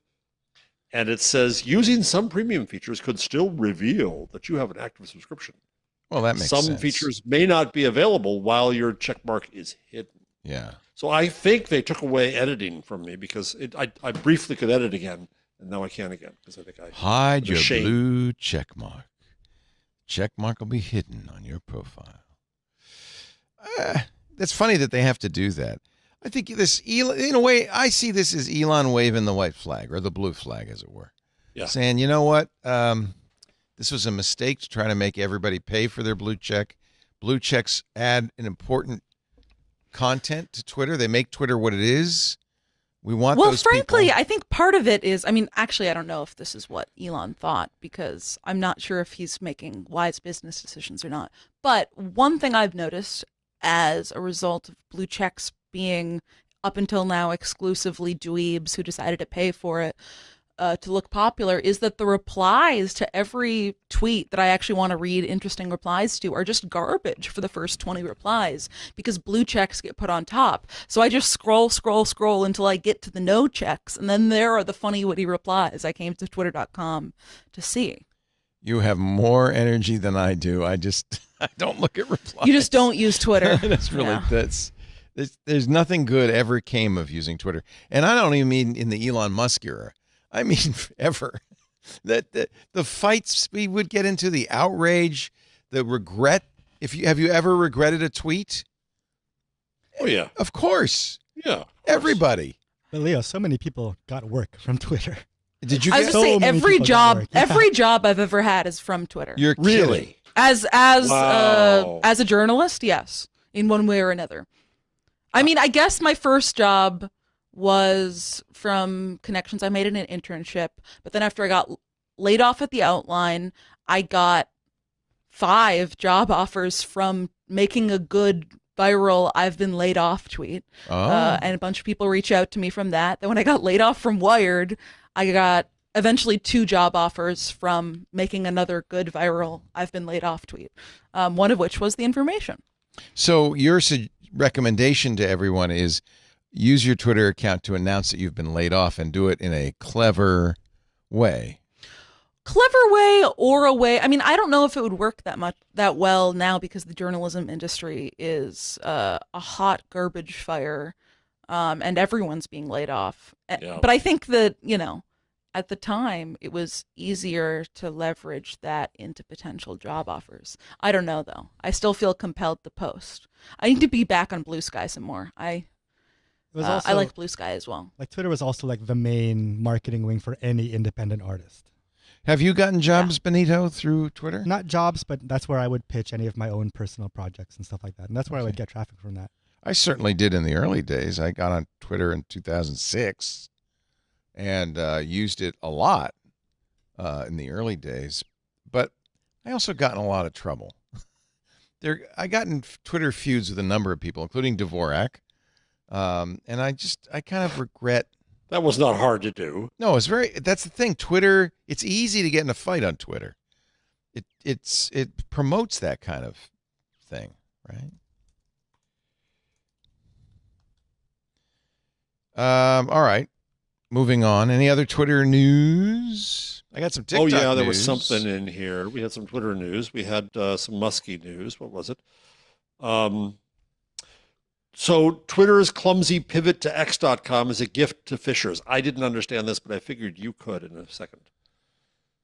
Line 87. I'm going to guess it has to do with domain squatting and domains that sound like X.com. Let's see. On April 9th, Twitter began automatically modifying the links that mention Twitter.com to read X.com. Oh, that's terrible. Yeah, so explain why. But over the 48 hours, dozens of new domain names have been registered that demonstrate how this change could be used to craft convincing phishing links. So if you wrote a link that is FEDE Twitter.com, Twitter reforms that to FEDEX.com, as in FedEx. And suddenly that link looks real. At least 60 domain names have been registered, according to Krebs, over the past 2 days for domains that end in Twitter.com. Although, he says, research so far shows a majority of those registered have been done so defensively to keep people. Let me think. Is there an X? Are you Paris X Martineau? No. Are you TwitX? No, I think we're all right. Pretty good. But for instance, if you're Carfax, you might want to register CARFA Twitter.com so that somebody doesn't accidentally click Carfax and get to a bad site. Okay, now so he posted this April 10th. Brian Krebs did. He says, update. It appears Twitter has realized the problem and corrected it. So they don't do it anymore. But that just shows you how powerful a platform can be with just a little simple change. And people are so good about gaming the internet. Other Elon stories, he has announced that they will unveil their robotaxi August 8th. This completely coincidentally coinciding to the sudden plummeting drop in Tesla's market price on the stock market. I think the price, by the way, the shares did go up when he announced the robotaxi. He has been literally promising this since 2016. Actually, 2015. I've got a question for you guys. Yes. If you saw an email that included the word delve, what would you think? Are you going to start this delve thing now? Okay. What do you guys think about this? What's this Mr. I'm delve not thing? on Twitter. You know the delve I only thing. peripherally know about the delve thing. Jeff, do you use the word delve? Do you think it's suspicious to use the word delve? No, of Don't course not. Google Not for this. me, because I'm a language snob. You love I the word love delve. I'm always talking about how I delve into stuff. What Yes, do I what do do the seven dwarves do This- when they dig in a mine? They delve.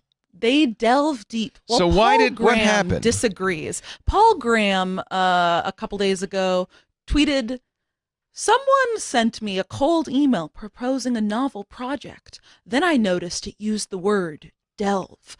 And everybody in the replies is like, oh, delve is a classic sign that someone's using ChatGPT. Ah. No real person uses the word delve."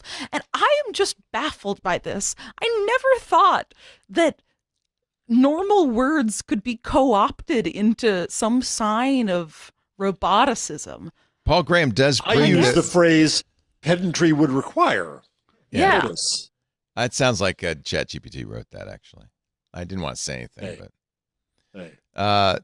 Paul Graham did put the graph up that shows that the papers with delve in the title or abstract suddenly rose precipitously in 2022, coinciding with the advent of ChatGPT.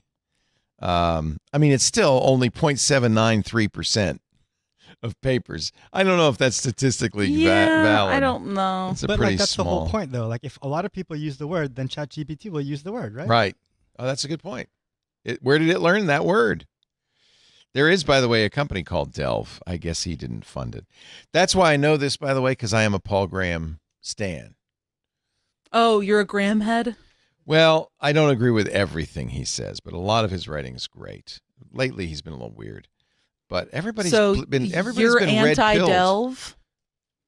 No, but I understand what he's looking for. If you search for the phrase, what is it? As an artificial intelligence, or as a large language model. If you search for that in Amazon reviews, you will suddenly realize, or academic papers, the people are being very lazy about including ChatGPT outputs. But I do think it's kind of interesting the way that our reaction to the adoption of ChatGPT is causing paranoia around completely normal words. Yeah, like, I mean, delve is even all looking right. into the replies of this, you're learning a lot about me in this episode, which is that I spend a lot of time reading replies to stuff. You have like some of these tweets that have like 1,000+ likes say other supposedly suspicious ChatGPT words like safeguard, robust, demystify, in this digital world. See also foster, embark, empower, harness, unlock, unleash, and crucial. All of these are words I use regularly. Yeah. Some of them. Am I a robot? It's just a signal, right? It wouldn't be conclusive, Yeah, but it's it's a a signal. signal. And it's something Yeah. to pay attention to. He If shouldn't. you use paradigm, you get built. But this is a really It's good true. example of why Twitter is a pain in the ass, because he said it as if it's a hard and fast rule. I'm sure it isn't. Well, that's very him. Yeah, but it's also how people write on Twitter because it stimulates, all this agita, which people interpret as engagement. But I think this is the problem with Twitter. All that engagement is just hot air. It's very annoying. You've wasted a lot of time, Paris, on this subject. Cromulent. We should just all be using Cromulent's a very good word that I don't believe It is. ChatGPT has discovered yet. I think you're safe. We use big words on this show frequently, like delve. Yeah, we do. And Gutenberg. Yeah. It's a huge word. Honestly, pedantry. Honestly, if somebody put Gutenberg in their proposal to my venture capital fund, I would refuse them out of hand as well. Hey. Mm-hmm. I just think Twitter has always, to some degree, and especially now, played upon our worst impulses as humans. That this isn't the place we should be spending time. It depends on who you're talking to. It's don't not like know. there's one Twitter. I have people on Twitter I quite like still. There's lots Do of you ever them. go to the For You tab, or are you always in the... I'm often on the For You following? tab, unfortunately, even though I hate it. Yeah. I'm just addicted. I don't know. I tweeted the other day, Path of Totality would be a beautiful name for a baby girl, and I'm really proud of that one. How was your guys' Eclipse experience? I'm sorry, we need to talk about news. Eclipse experience. I had a wonderful Eclipse experience he's watching way CNN. away. Yeah. You didn't even go outside for the eclipse? Well, I did, but we weren't getting much of it. You got much more like of it. 10%. We got, but what I did, I poked a little hole in a shoebox, and I put it on my head, and I watched this little tiny little light with a crescent out of it for about a second, and they said, nice eclipse, and I went back in. There, you couldn't see anything. It was too bright because it was such a small sliver of it. So you had to use some other. I was at the office, which is in Flatiron, and our entire building went up on the roof, which none of us knew we had access to. I guess we technically don't. Are you but in the it's not an Flatiron eclipse. building? Not in the Flatiron building, but we're kind of like Flatiron across from it. District. Okay. Yeah. And it was gorgeous up there, and everybody Beautiful. hung out. Did you watched get the totality eclipse. where you were in the city? No. No. I wish I had gone to the totality. People said it was phenomenal. I was looking down. I was at a meeting at the Canadian consulate about the future of journalism. Oh. Of course you were. And yeah. And so we all looked down on the street, and it was fun to see the people down on the street all looking up. Yeah. It reminded me of that great Life magazine picture of the 3D. Before we got on the air, I told Paris my favorite Eclipse tweet. Do you want to say it, Paris? BuzzFeed? Oh, that was an earthquake tweet. I'm sorry, earthquake tweet. Oh, sorry. Other thing, yes. there was an earthquake in New York. And Jeff's favorite earthquake tweet was a former BuzzFeed news reporter, Julia Reinstein, as well as one other colleague, had said, "Oh, if BuzzFeed News was still around today, I would have been on the phone interviewing the man who had his vasectomy interrupted by the New York City earthquake right now." And I do think that is an important look into what we're missing. So I'm 12 miles away from the epicenter. We really felt it. Did you feel it? Oh, very much felt it. Oh, yeah.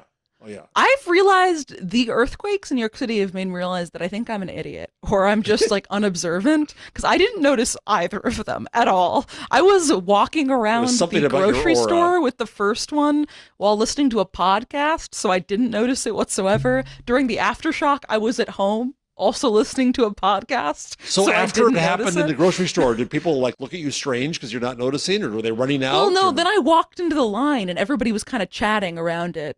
And so I was like, oh, and I opened my phone and had like 25 texts about the earthquake. So I was like, did you guys feel an earthquake? And some guy in a butcher's like costume or apron came out and he was like, yeah, I ran up from the back because all the meat was shaking. So... Wow. That's a show title. What's the biggest earthquake you've been through, Leo? Oh gosh, you've been in California in earthquakes, haven't you, Jeff? Yeah, the biggest one. I forget how big it was, but the biggest. Were you one here I in went through, '89? I was on. No, I left in '81. Oh, okay. I was on a Muni bus when it was on, so you never got to notice the earthquake. You wouldn't notice on a bus. Yeah. Every pothole has a Richter scale to it. Yeah, we're kind of blasé about earthquakes. We haven't had a bad one since '89, so we're really probably due. And I hate to say it, but so is Manhattan. Not Brooklyn though. We're good. Oh, really? You're not The on the river phone? will stop it. Yeah, Yeah, the I think river we're will done. stop it. Sure. Yeah. Yeah, okay. that's how it works, right? By the way, I wanted if you have access to your Twitter, I think Lisa must have put up a picture of a Eclipse party that she was invited to. Oh, really? Lisa, take a look at this Lisa picture. D. Laporte, my wife, you mean, Lisa? Yes. It abused me. Her pinned tweet right now. This is it? The earthquake party? I think so. It looks like, don't those all look like Twit fans? What is... We're It's going to stock stream photo. live from the She got Laporte them house. somewhere. Oh, yeah, probably Shutterstock. That's where... Yeah. Yeah, okay. That's not my image of Twit fans. Yeah. All women. Yeah, for one thing. No, there's 2 guys. There's 3 guys. It's equal. It's 3 and 3. Well, still laughable, yeah. Actually, it looks like AI because that popcorn is definitely... Look at that popcorn bucket. Yeah, I think it's AI probably. You think so? Yeah. Definitely. Zoom in on that popcorn She's bucket. been using AI lately. Oh. Yeah. Look at the guy with the pink you're shirt's right. face.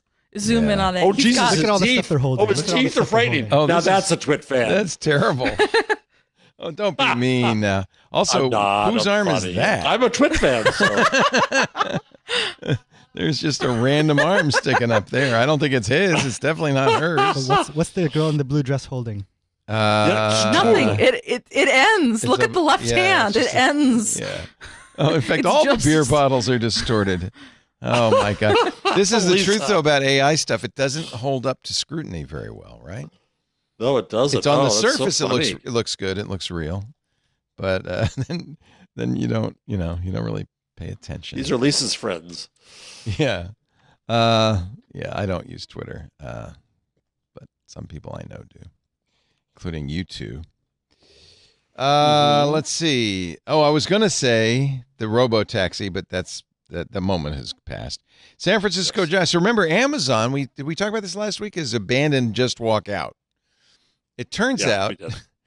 that it was 1,000 people in the Philippines or somewhere who were looking at every single purchase to make sure it was correct. India. Sorry, Benito, I didn't mean to besmirch your The Philippines answers your phone calls. The Philippines are the phone calls, and the Indians are the examining the photos. Okay. Well, the Giants, the San Francisco baseball Giants, have decided Just Walk In is their new thing. The San Francisco Chronicles headline, the Giants have a new unnerving way to skip the security line at Oracle Park. You use the Giants app, you give it your selfie, and then you can just walk right in. It's called the Go Ahead Entry Program. And as you walk up to the gates, you'll see that big eye, that HAL 2000 eye will take your picture and then put a big green thing that says, go ahead, you've got 3 tickets, enjoy the game. Just walk right in. They don't say what they're going to do with the face recognition information that they have. This is something, a pilot program, Major League Baseball's trying. 4 other stadiums are also going to use that. So Amazon abandons Just Walk In, but the Giants and other baseball teams just walk in. Just walk in. So would you register your face with that? Yeah, when you come I would not. I feel like, they take your picture now when you come into the country, right? Right. They've done that for a long time. I don't know. This is a silly point to quibble over because I do global entry. So they definitely have my face scanned and everything. When I go in to do my passport thing, they don't even ask me for my passport. They just take a photo of my face and pull up my information. And it's but great, isn't it? Still, it's great. Isn't it wonderful? It is great. I do enjoy that part. But still, whenever I go to like a domestic flight and Delta wants to use facial recognition to let me go through, I opt out every time. Do you? Delta, do they give you a every hard single time? What do they do? The first time I did it, yes. They gave me it was on a flight to France like 5 years ago, and they wouldn't let me opt out. I almost got like removed from the airport, and then I eventually complied and did it so that I could go to France. But since then, I haven't had any issues opting out. Yeah, they've been clearly informed that they cannot do that. You can do the same at customs. You can say, no, I don't want you to take your picture, but I don't want to find out what the Border Patrol does if you don't let them take your picture. They also say that they destroy it as soon as they've made the match with your passport, that they don't keep the pictures. I don't believe it though when people say we don't keep the pictures. You know, I mean, I guess the government doesn't lie, but I guess the government's never told a lie. They've never been duplicitous. They've never done anything untoward with our data. No, of course not. They protect the rights of all Americans. Right, that's their job. Mm-hmm. Take a little break here while we ponder that deep philosophical question: does the government lie? When we talk about our sponsor, Melissa. Melissa is the data quality experts. They have been since 1985. Melissa offers free trials, sample codes, flexible pricing, because they know that money matters to you. They also have an ROI guarantee. And Melissa offers unlimited technical support to all their customers all over the world. And I mean all over the world. They have international address validation that cleans and corrects street addresses all over the world globally. They even can automatically transliterate addresses from one language system to another, from Chinese to Cyrillic, or Chinese to Persian, and that kind of thing. Download the free Melissa Lookups app on Google Play or the App Store. No sign up is required. You can try it for free. Use it to validate an address or a personal identity in the U.S. or Canada. This is really a useful little app everybody should have on their device. You could check global phone numbers to find out the caller, the carrier, geographic information. Who is that keeps calling me? Check global IP address information and more. And when you use Melissa for your business to make sure your contact lists are up to date, you can be reassured that they use the highest level of security to protect your data. In fact, they are now FedRAMP authorized. That's for good news for government agencies, good news for everybody. It means that they adhere to a higher standard of data protection. All Melissa users gain that level of security. They also are GDPR and CCPA compliant. They meet SOC 2 and HIPAA high trust standards for information security management. Your data is safe with Melissa. Get started today with 1,000 records cleaned for free at melissa.com/twit. MELISSA, melissa.com/twit. We thank them so much for their support of This Week in Google. I've got a story I want to talk about. Yes, it's ma'am. in the chat. If you are around Washington Square Park and you walk into a small Japanese fried chicken shop called San Chicken, you might see, a kiosk touchscreen, and there's a cashier there to take your order. But it's not like a normal cashier, which would be there in the human flesh and meat space. It's a cashier on Zoom, a woman from the Philippines who has been hired to be the virtual cashier of this small chicken shop. This story from 404 Media, Jules Roscoe. Wow. So is there nobody there? I think that there's someone back there making the chicken, I assume. But I love this photo of the woman on the Zoom screen who looks incredibly bored. Hey, but she has a Zoom chicken orders. background there. Yeah. Yeah. I think that's kind of cool. I mean, it's a little basic, but have you been to this shop? I haven't. This is a new, this wasn't here when I went to college at NYU, but I thought it was quite interesting that they have a NYU student told 404 Media that one time when she was there was both an in-person and a Zoom cashier. Well, they were training the is Zoomer. Also very interesting. Yeah. Probably. Wait a minute! Look at this. They even in the picture here on X from Brett Goldstein have the meeting ID and the passcode for the Zoom call. In case you get disconnected. If you get disconnected, you can get back in so you can get your soda pop. Well, good for her. I hope they're paying her well. I doubt it. It would be. It could easily be an AI, though, right? I mean, that's the next step. Oh, she said that the cashiers work through. This is a manager at the chicken shop from 404 Media. The manager said that the cashiers work through a different company based in the Philippines, which has a 12-hour time difference to New York and usually changes shifts around 3 p.m. The cashier confirmed that she was in the Philippines, where she said that it was 1 a.m. Oh, wow.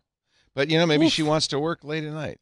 Well, actually, that's maybe. a very big industry in the Philippines of call centers and stuff like that. So like half of the working age population lives on American time zone. Oh, that's interesting. Interesting. When you go back there, is it like bustling at 2 a.m. as they get off Very shift? much so, yeah. How interesting. Wow. Now, I presume that the pay is lower in the Philippines. Let me ask you, Benito, is it, obviously it's a lot lower, but is it sufficient if you're living in the Philippines, or are they getting taken advantage of, do you think? Well, it really depends, because it sounds like these people are working for a company, a local company, and not being paid by the American company. The American company outsources this contract to a company in the Philippines who then hires them. Right. So I'm guessing they're not getting paid very much. And they take the job because there's nothing else they can do? Mostly, yeah. And we speak very good English in the Philippines. Right. Yeah, if you go on a cruise, it's the dirty little secret of almost all cruise lines that it's staffed by Filipinos and Asians of other stripes, where they can pay them a lot less, but they're willing to do the job. And the job is tough. They work 12-hour days, sometimes without a day off, 7 days a week. And they often have to sign long contracts, 3, 4, 6 months of 7-day work weeks. I have to recommend a piece to you. That's just Gary Steingart, who I've met, who's just really wonderful. I read it. Novelist. It was hysterical.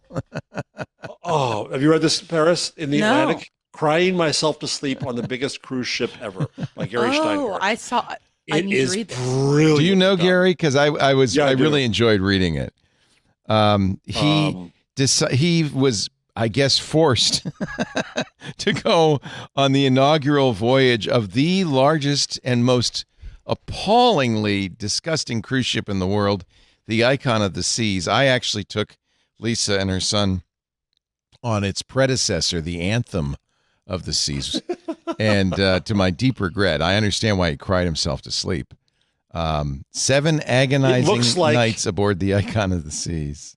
It looks like a hodgepodge of domes and minarets, tubes and canopies, like Istanbul had been designed by idiots. It's vibrant, big. over-signifying colors are stacked upon other such colors.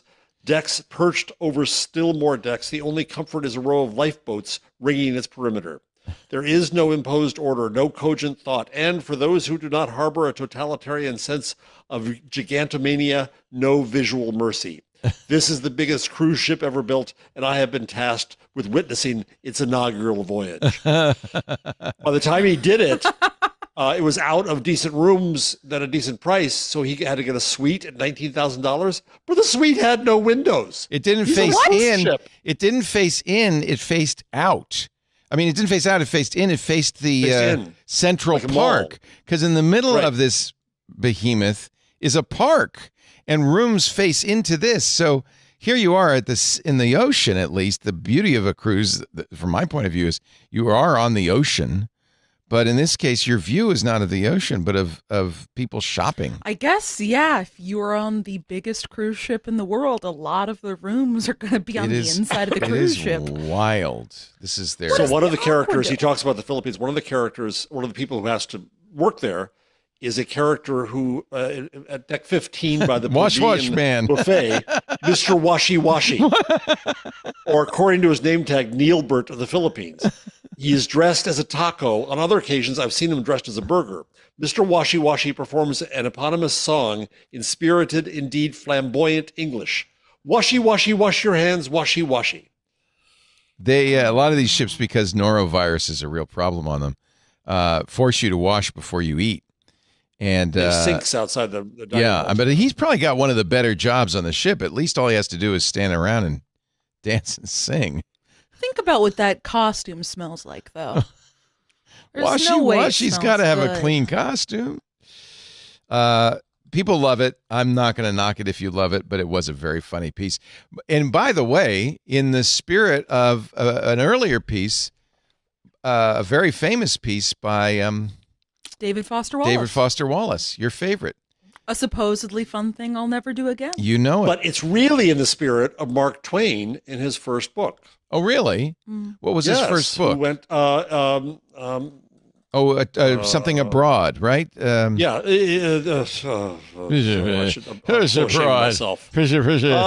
Save me, chat room, save me. You're surely is The Innocents Abroad. Innocents Abroad. Yeah. I use this website called Google. I don't know if you guys have heard of it. It's What did actually you search for? I was not. It's a good book. Mark Yeah, you're Twain right. first book. Yeah. Oh, thank you. Yeah, very good. Yeah. It's a very good book. It's easy to put down that kind of thing. If people enjoy it, all more power to them. Absolutely. Well, the funny thing about the story too is the people who make a life of it, and like I'm a frequent flyer on United, they're frequent cruisers, and they get certain privileges. Oh yeah, we get good because they're stuff. frequent cruisers. Yeah. Here's from Condé Nast. There was an article about a guy Just get a who lives on a cruise ship. fresh injection of ketamine. Yeah, really. Frequent cruise. I would live on a cruise ship, honestly, if I had the money. God, no. Oh, it's nice. It's pleasant. It's a good life. They make your bed for you. They feed you. Wasn't there a lot of issues with the cruise ship that a bunch of people bought They rooms did. on that was supposed to sail forever? Yes. And it hasn't It was sailed supposed yet. to sail for a full year or something. It has yet and to then sail. The ship wasn't up to snuff. Right. I almost hesitate to even mention this, but the House and the Senate are actually, according to the Washington Post, nearing a deal on a landmark online privacy bill. How is that possible? I know. And will it 'cause it's pass? popular thing A these good days. online privacy bill or a bad Well- privacy bill? That ahead. story doesn't say much about it, but there's some more details down at line 89. The thing I noticed, even in that article from the Washington Post, is it supersedes all state bills. State. That's the key. And we have quite a few, I think, pretty good state privacy bills, including the CCPA here in California. And if you ask me, the whole idea about this federal law is to get rid of the things that companies don't like about the state laws. Of course, companies don't like a hodgepodge of regulations, right? No, nobody does, because then it just messes up Right. how you do that. I mean, Europe did the same thing with the Digital Services Act and so on. They wanted a uniformity across the continent. Makes it easier to operate. You think we could do that in one country, but we can't. Yeah. I mean, Maria Cantwell there's and McMorris Rogers proposing it left and right on the aisle. It would cover minors. Data minimization. But not the age restrictions, which I think are a real problem with the COSA bills. Oh, it's awful. Awful. Civil rights protections, opt out for AI. I'm not sure that just sounds like that's just of the minute. We got to throw AI into this. Yeah, what do we do? Let them opt out. Okay. Also, the FTC's proposed rulemaking on commercial surveillance and data security would be terminated by this bill. So I think this is one where you really want to look very carefully. Yeah, because it's private right of action, which means people can sue, but they're going to. That's what bugs me. Limit that. The enforcement. They can sue for what? Privacy violations. The enforcement is private citizens suing. There's no Very 2-year American. delay before lawsuits can be filed, as there was. Plaintiffs do not have to first give the FTC their state AG an opportunity to be the ones to bring the case. The right to cure can last for 30 days, not 45. So, yeah, this is actually worse. Here's a story, I think, from you, Paris. Instagram made more money than YouTube in early 2022. This came out of discovery in the FTC's antitrust lawsuit. And in fact, generated 30% of Meta's revenue in early 2022. I'm not surprised. I spend so much money on Instagram ads. Yeah, I'm not never surprised do. either. I mean, I don't spend any money on Instagram ads ever. I mean, I don't spend any money on ads typically. You but don't that's buy more of a personal seaweed choice. sweaters and bamboo underwear don't. and what? No, if I shoes? see an ad, I will make a conscious You note scroll of by it. it. I will not click on it, and then I will wait on a later date, a different device in a private browsing window and look at it Take myself. that, I don't Instagram. want. I don't. Oh, I don't come know. For some on, reason, give 'em a I don't break. like the idea of the advertiser knowing that it worked. Oh, that's I know mean. that this is illogical, but it's how I Yes. feel. If you're going to buy it from through Insta. At least give them the credit. I don't know. If you walk through my Instagram house, it is full of stuff we bought on What have you Instagram. bought recently from Instagram? What have you bought? Lisa? You know what, Leo, could be a good exercise. You can open up your phone and see your most recently clicked ads. Can you? Really? Yes, you can. Where? Let me find Is it in Instagram or is it a... It is in Instagram. Oh, I go to can't settings, wait. I could tell you all the stuff I've bought recently. And then you could just search ad activity, I believe is what it is. Oh, this is recent great ad news. activity. I'm so excited. Recent ad activity. It's in the settings. Is it? And edit it will show you profile? recently. So if you go to settings, there's a search bar at the top and search ad activity. I mean, by the time I typed ad A, it popped up. Okay. This is exciting for me because I know it's probably going to be worse than I even. Recent ad activity. And then All right. go, it says recently clicked story ads. This is what we love about Leo. He's willing to humiliate himself for the show. Explora Journey Cruises. Okay. Ritz-Carlton Oh, Yacht there's Collection. only one Instagram story ad that you've clicked on up there. That's very funny. Twillery. Twillery. What is Twillery? What is that? Oh, it's shirts. None of these have I purchased yet. So here's this is private flights to L.A. No one gets. So these are just all of this here's a ads shirt. you've seen. I clicked these, or are these A lot ads of I've seen? shirts. No. These are ads you've seen. Yeah, not that I clicked. Perfect travel shoes. Here's some more shirts. Here's a disgusting frozen coffee pod. I know I didn't click on that. Well, actually, I might have. Oh, I did buy this. This is the Sprouting Company seed sprouters. So I did buy that. What does protein mix mean from a seed sprout? They're little green things. So you have this seed sprouter, see? Oh, you should get this. This would be just right for your Brooklyn apartment. So you have this seed sprouter, and in 4 or 5 days, you're going to get little microgreens and then you get subscription bags of microgreens. Oh, you are such a schmuck. Why couldn't I just buy microgreens? Oh, because they don't stay fresh. You don't want to buy microgreens in the store. They're too old. You want freshly grown microgreens. I'm doing the salad mix. Last week it was the broccoli mix. I haven't tried the protein mix. So that was a good Instagram purchase. Did you subscribe to it? How much? Oh, hell yeah. I don't know. Who cares? It's just money. I can't take it with me. Oh, this is my new toothbrush. This is the electric toothbrush you can repair. This is like the $150 toothbrush you got, right? Well, no, but all electric toothbrushes are expensive. This one's the one you should get next time because it's connected, right? No, it's not connected. It's got Bluetooth, right? No, that's the thing I like about it. That's what you paid more for now is not to be connected. It's $116. It's repairable. It's an aluminum body that can be repaired. So it's got a screw and you can send it back to them. And the heads are recyclable. They're made out of cornstarch so that when you buy new heads, they give you a eat bag. them when you're done. Yeah, you send it back to them and then they eat them. So that was good. Here's my Here's my seaweed sweater. This is what got me is harvesting the. Did seaweed. you really get a seaweed sweater? Yeah, it's a nice sweater. I like it. It's using a. Does it smell like seaweed? No. It's a fiber made out of the smells cells. like Leo. It smells like me now. Yeah, no, it's very good. It's sea cell. It's a well-known. I love these shoes, the Birchberry shoes with room for your toes. I got 2 pairs of those. What? With room for your toes. Are you having issues with your toes not fitting in shoes? Well, no. There are no tie shoelaces, Leo. There are no tie. Are you a toddler? Yeah, these are great. I love these. It's too difficult to tie your shoes. I was at the dentist the other day. He said, nice shoes. Maybe he was mocking me. I don't know. The binge watch for more intimacy. OMG, this yes. is weird. I didn't do that one. Oh, I did do this one to my great regret. This is pork from Spain.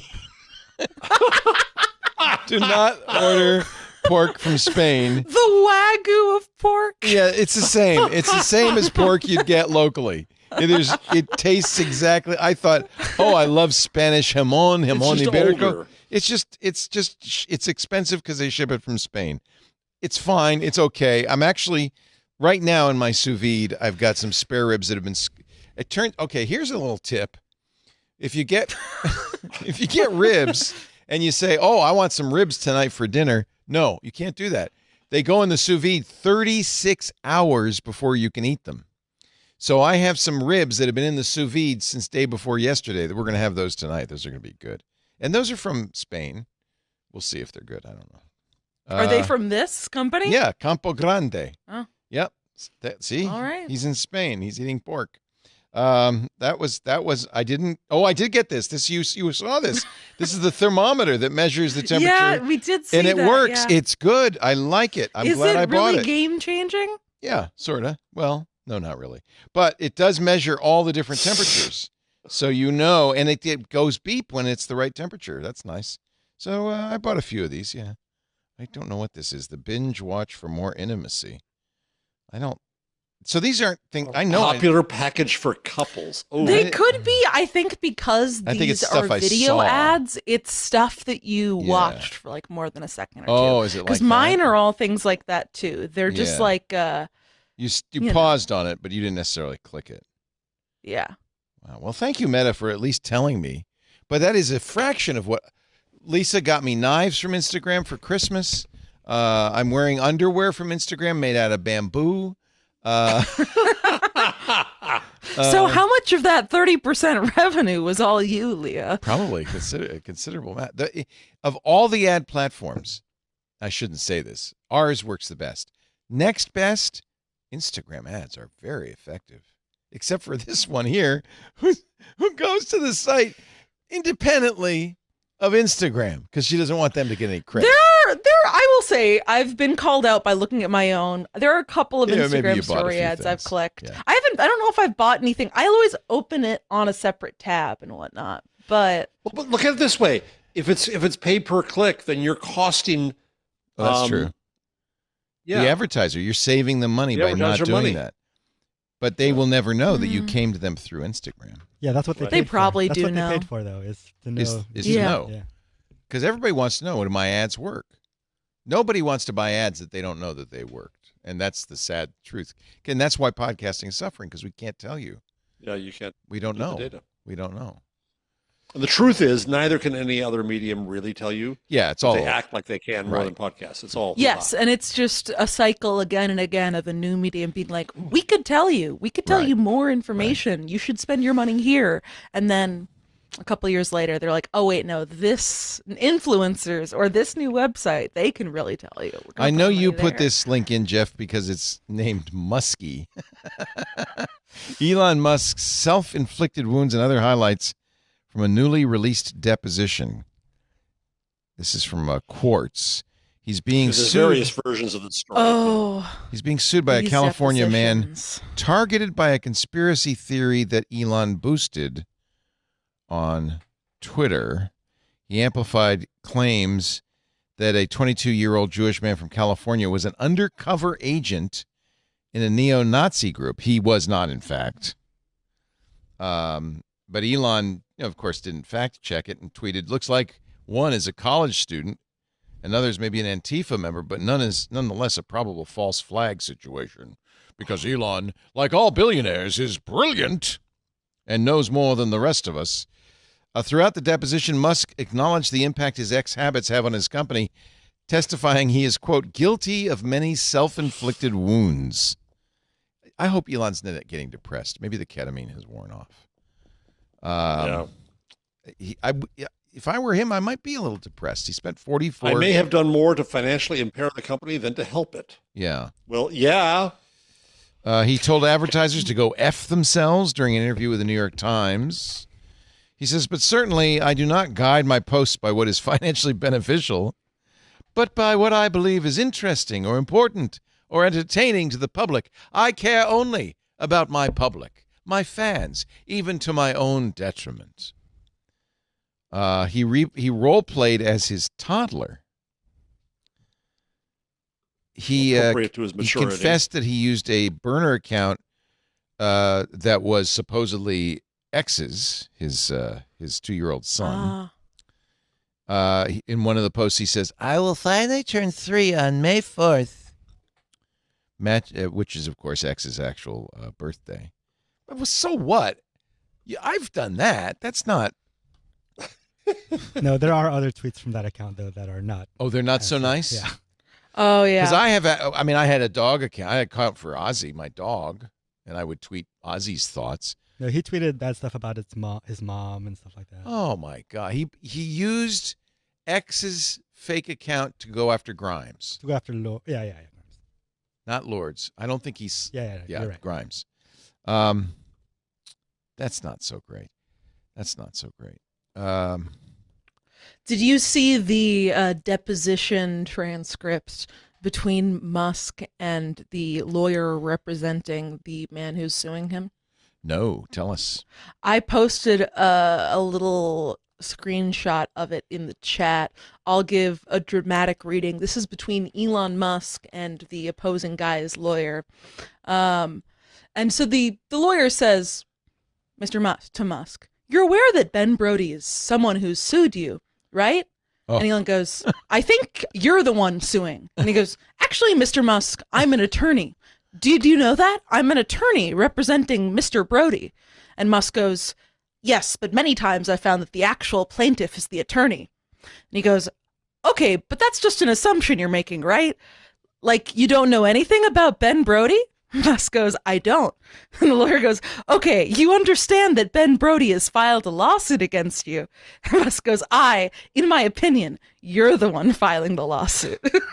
And the lawyer goes, okay, you understand. Let's try to make this easier. And they go back and forth and back and forth. This is again, and I don't know what happens to these people. It's like the idea that I'm a sovereign citizen and I don't have to pay taxes. Yeah, they get it in their head. And then they become adamant about it. No. Brody's not suing me. It's lawyers. You're suing. It's also projection. It's his buddy Peter Thiel and Gawker magazine. Gawker, that's right? true. I mean, it's it wasn't Hulk Hogan that sued project. Gawker. It was Peter Thiel who financed it. Yeah. Right, underneath it. Yeah. Lawyers do not. It's not in accordance with the lawyer's creed, says the attorney, to just start making random statements about the alleged frivolity of a case to another lawyer in a deposition. You know that's not proper. You know that. And this is Elon's lawyer, Alex Bureau. Do you give these lectures at all your depositions? I do. And you can watch them. Wow. This whole transcript is really gold. It's full of a bunch of bangers. And Elon tried to keep it out of public vision. But, of course. It's embarrassing. Yeah. And I actually feel a little bad for Elon. You do this again. You've done Tell me more. Past. Stop. Well, he's a human like you and me. We don't know if we were put in his position, worth billions of dollars. I suppose if we were born into a family that was incredibly wealthy due to emerald mines and other such exploits, we might be warped in ways that we couldn't currently process. Sure. And I don't think Elon was always warped, but I think, it's tough to be in the public eye and have nobody tell you anything wrong. It just, even if you aren't a narcissist to begin with, it turns you into a malignant narcissist. It causes mental health issues, and I just feel bad for him.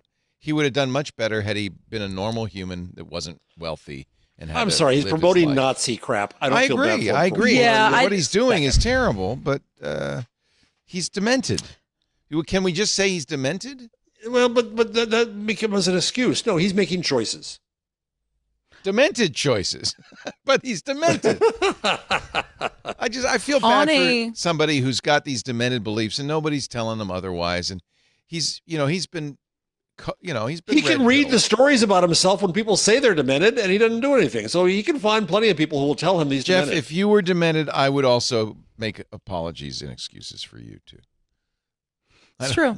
Is he trying to say that I'm demented? Is that his subtle way to say that? This is all a dream, Jeff. You've been asleep for 40 years. We're trying to reach you.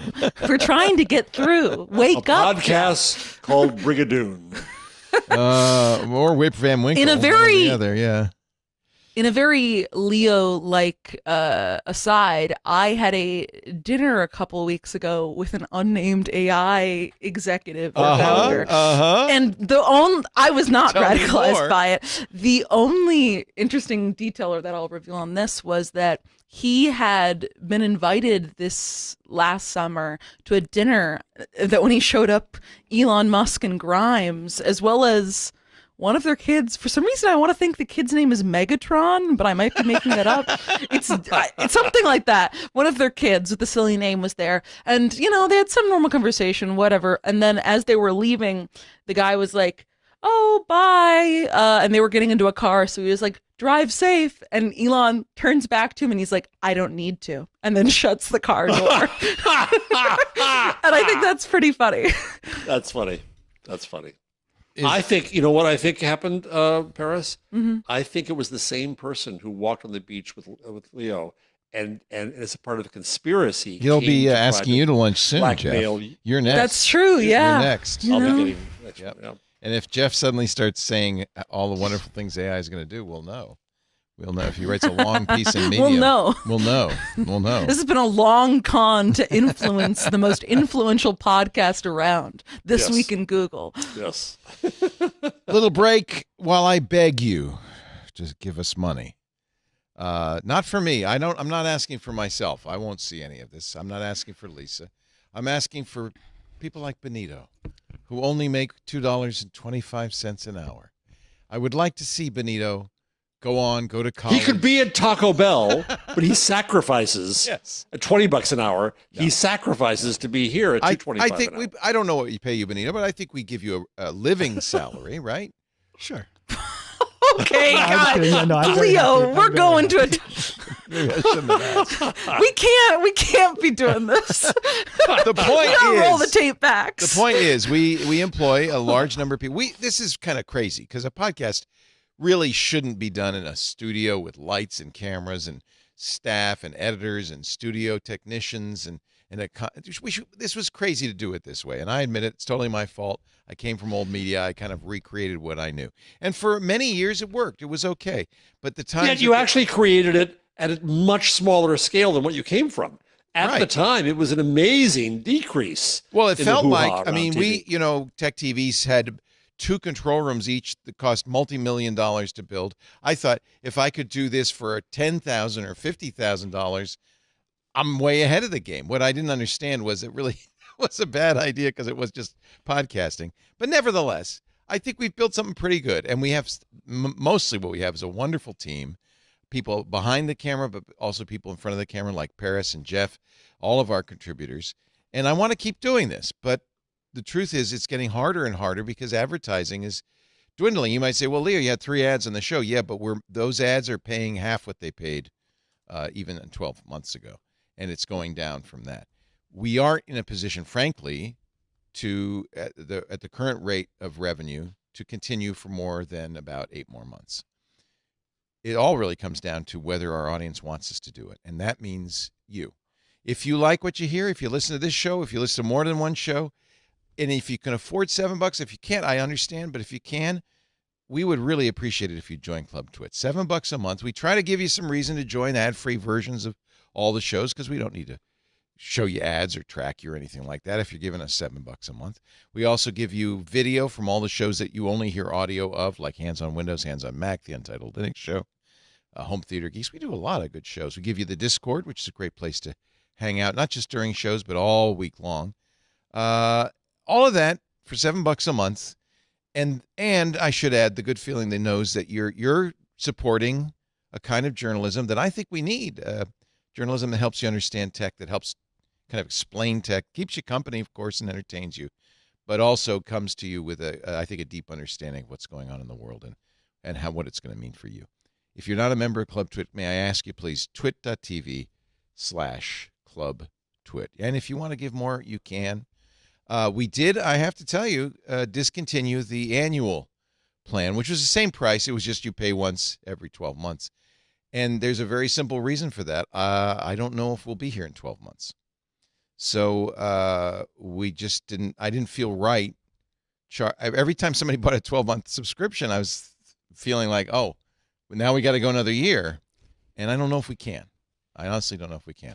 Jesus, so, that took the. That's really great. Yeah, that's the truth. That took the rug out. I don't want people to, in 12 months, if we do go away, say, "Oh, you should have warned us." This is the warning. I'm just telling you. I'd like to keep going. I want to keep Benito and John and everybody employed. I want to keep doing what we're doing, and I really, really want to keep telling telling it as it is, I think there's a mission for us with Steve Gibson and Paul Thurrott and Richard Campbell and you guys and the MacBreak Weekly team and Micah Sargent. I think all what we're doing here is important, but we have to have your help to keep doing it. That's just the bottom line. Twit.tv/ClubTwit. I hate saying that. I hate doing it. But I think you need to know. I don't want anybody to come to me in a year and say, hey, what happened? It's tough times. Anyway, don't feel depressed. I didn't mean to depress you. Yeah, we are. It would be the end of an era. I like what we're doing. I would like to make it to 20. It'll be 20 years. By the way, April 17th is the 19th anniversary of the network. And it is, I take a lot of responsibility because I did build something that was probably, in hindsight, more expensive than it should have been. It made sense at the time. And to be frank, we made a lot of money, a lot of revenue over the years. Advertising was very good for many years. It all went to Instagram. We built a giant studio, and we did a lot of good things.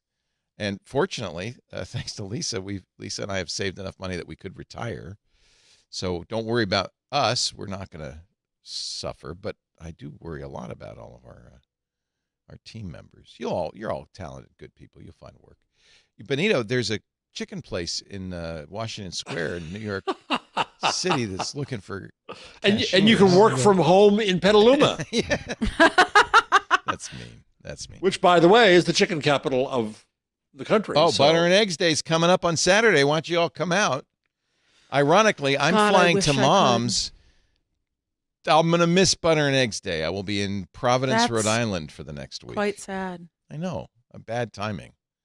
I feel really bad. So I will do this show from Mom's house next week. We had an open studio on Sunday. It was wonderful. It was so nice to see all of you. Lisa says, I thought maybe we could do more of these. She says, this is the last open studio we will ever do, probably, in all likelihood. And that will be on the 21st, a week from Sunday. I don't know if a number of people bailed at the last minute, so get on the waiting list, and we'll let you know 24 hours ahead of time. If you can come, we'd love to see you in studio on the 21st. That's club members only right now, although I think we're probably going to open it up to the public. And if you come for Butter and Eggs Day, spend the night in beautiful Petaluma and come to the open studio the next day. And I thought we might do some more later this summer. Lisa says, yeah, we're not going to do that. We're this studio, the next step, honestly, will be to shut down the studio and do the shows from home. And we'll do that before we shut completely, of course. But that's, in all likelihood, what's going to happen this year. So, sorry about the bad news. Can I cheer you up? Anything exciting? A brief correction. It's not Megatron Musk, the Musk baby. It's Techno-Mechanus Musk. Jesus. I apologize for spreading. I'll forgive Elon for everything else, but saddling little innocent children with those names, not nice. Weird. Not great. Weird. Unfortunate. Yeah. Let's see. Anything else? Oh, I forgot the changelog. Here's the Google changelog. I think you already did it. No, it feels like I did, but it wasn't official. 5 Workspace announcements from Google Cloud Next, which I can't open. Jeff. Oh, it's my fault. It's my fault. What are you doing? Are you messing with the... Yeah, I did. I screwed up. Well, just Google 5 Workspace announcements. It's a Google thing. Hold on. Oh, shoot. This is not even a link, Jeff. I know it's not. I screwed up. Here we go. Okay, I'll put it in the Discord. I found it. It's too late. I already found it. Get a peek at the new features coming to Docs, Sheets, Meet, and more. Okay, there's some Docs, Sheets, Meet, and more. I wonder if that meat was shaken. Sounds like a butcher shop. It doesn't sound right. Create and share videos at work with Google Vids. So this is kind of a replacement for, I think it's AI and kind of a replacement for PowerPoint, which ruined all thought. This could make it worse. So instead of even, and people have already started using ChatGPT and other things for creating PowerPoints, but this is basically the idea. You create a slideshow, and the AI suggests scenes from stock videos, images, and background music. It can help you land your message with the right voiceover. Oh, I want to see this so bad. Choose from one of our preset voiceovers or use your own. It's your video writing, production, and editing assistant all in one. It's funny because Google has taken a lot of heat for the quality of Gemini. Is it mainly because of the effort to tune out the bias in society? But it isn't. I mean, yeah. Why isn't Google fixing societal ills? Well, that's true. But no, it doesn't feel like it's that good. Like it's not as good as ChatGPT 4 is like the. They put so many guardrails on. One of the reasons ChatGPT 4 is so good, you probably saw this, is that they wrote a program called Whisper, a program we use for transcription. They wrote this program so that they could steal the text of YouTube videos and ingest it, like a billion of them, and ingest it into OpenAI's Chat LLM. This is against Google's own terms of service. But do they mean like the descriptions for YouTube videos? The transcript of the video. Okay, those are really poorly. No, they wrote I don't their like own, watching videos. They wrote their own tool to do it. They did. You're right. They didn't use Google's transcripts. They wrote Whisper AI, which is a very good. I use it. A very good transcription tool in ChatGPT, and so they didn't even use Google's own tool, and they just sucked up a billion videos against Google's terms of service and without the permission of the creators. I mean, I'm sure some of our videos were in there. I don't really care. But that was one of the reasons that ChatGPT 4 is so good. So, that's kind of funny. You can automatically translate captions in more languages in Meet. This is all from the cloud event yesterday. More Meet and chat features. You know, it's so funny. I was looking through my messaging apps earlier today on Windows Weekly, and I found Meet and Chat, and I thought, what are those? That's the replacement for Hangouts, you might remember, that no one uses. Do you use it, Jeff? Does any company you work with use it? Use Meet? Yeah, or Chat. Yeah, some. Chat, no. I make a living complaining about people who use Teams. Oh, Teams is just I as have bad. literally never used Teams. Oh, I hate Teams. Once in my life. Teams. Is it so much worse than Zoom, or is it you just zoomed out? Oh, yeah, 10 times worse. It has to open the app. It delays. Then the camera doesn't go on. It's just a mess. I did this Nordic AI and Media conference this morning, and it was on Teams, and I had to ungraciously start by growling about it because I had to try. Teams is Microsoft's version of Zoom. It's awful. Or Meet. It's just awful. I come to think of it, we do use Meet for all of our in-house meetings because we're a Google Workspace company. Not for much longer, probably. Protect sensitive files with new AI security add-on. Add-on that lets IT teams automatically identify, classify, and protect sensitive files company-wide in Google Drive. Now available for $10 per user per month. Oh, a lot of these are not free, I should mention. Yeah, this is Ruth Porat. This is like Leo asking for members to join. Google's in the same boat now. I don't think Google's in the same exact boat. I hope not. Better organize information with new Sheets and Docs features. Sheets is getting new table features that format and organize data in a sleek, updated design, I guess using AI, right? And you can use Gemini. I keep calling it Gemini. Gemini Cricket. You can use Gemini Cricket. You can use Gemini. Although that'd be a good name for an AI. Gemini Cricket. Cricket. Yeah. You would talk. I'm to sure him. Disney would have no issues with that. You can create images as well. You know what? For all I know, Lisa used Gemini to create that image for her tweet. Since we have it. Easily send messages with new. Oh, we better hurry. We're only through 5 of them. Easily send messages with new Gmail features. Like what kind of messages, Leo? Isn't that what you do in Gmail? Is send messages? Yeah. This seems to suggest that you can just kind of type moderate gobbledygook in an email, and then Gmail will polish it up Here's an into a example. professional draft. Here's an example. I write Project Lumina Sync? ? Tony mentioned you. Still working on Project Lumina? Would love to sync. In town for lunch next week if available. Let me know. LMK. Yeah. Putting on the Ritz. And then the Polish draft. Hi there. Can you do a Polish accent, Leo, please, for the in Polish English. draft? It's in English. Hi there. Tony mentioned you still working on Project Lumina. I would love to sync up with you about it. I'm in town next week if you're available. Let me know if that works for you best. And then you can elaborate it, shorten, or formalize it. Actually, I have some sympathy for busy executives. This actually is kind of useful. Yeah.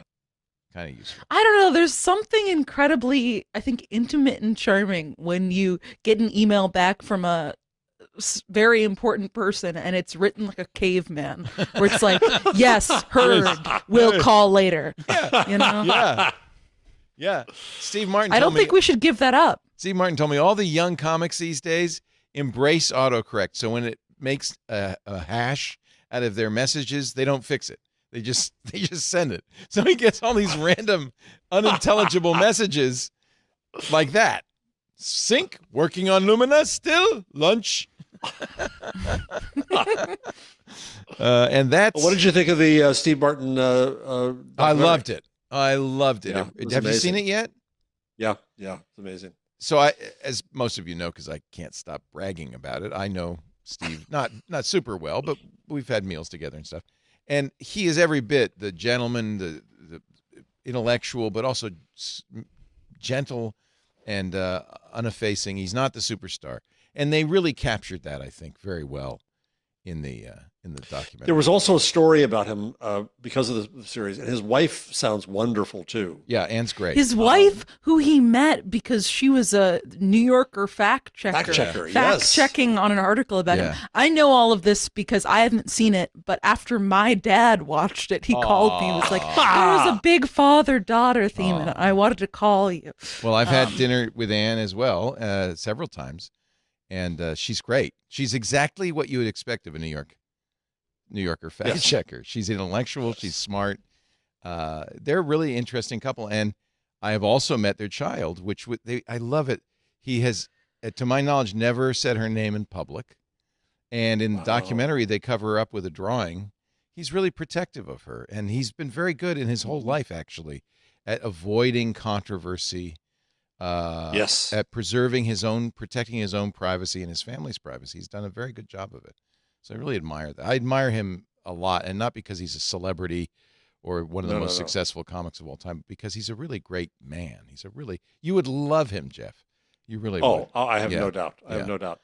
And how he reinvented himself multiple times and worked toward a goal is just amazing in the show. Yeah. Yeah, he was very lonely. He's an artist. He talks about being in Paris all by himself, going to a movie. He was already the most successful comic of all time. Had made many movies, but he was lonely and sad, and he didn't have any friends. And he went to see all by himself a movie in Paris. And on the screen, I can't remember the movie, but one of the actors says, "Yeah, I want to be the next Steve Martin." And Steve says, "I'm sitting there thinking, no, you don't. No, you don't. No, you don't." Well, the relationship with his father is just isn't that poignant. sad? So poignant. His father could never give him praise. And look who's joined the show. Love the She documentary. heard we were talking about parental relationships. Oh, so Gizmo. Hello, Gizmo. Hi, Giz. She's a sweetie. Gizmo, do you want to say something? Nope.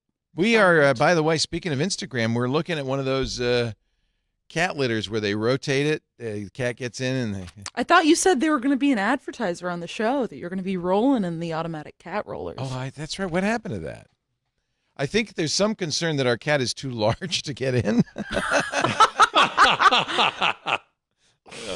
don't know. Maybe not. Fitbit app is rolling out redesigned sleep stats. Thank you, whoever put these in.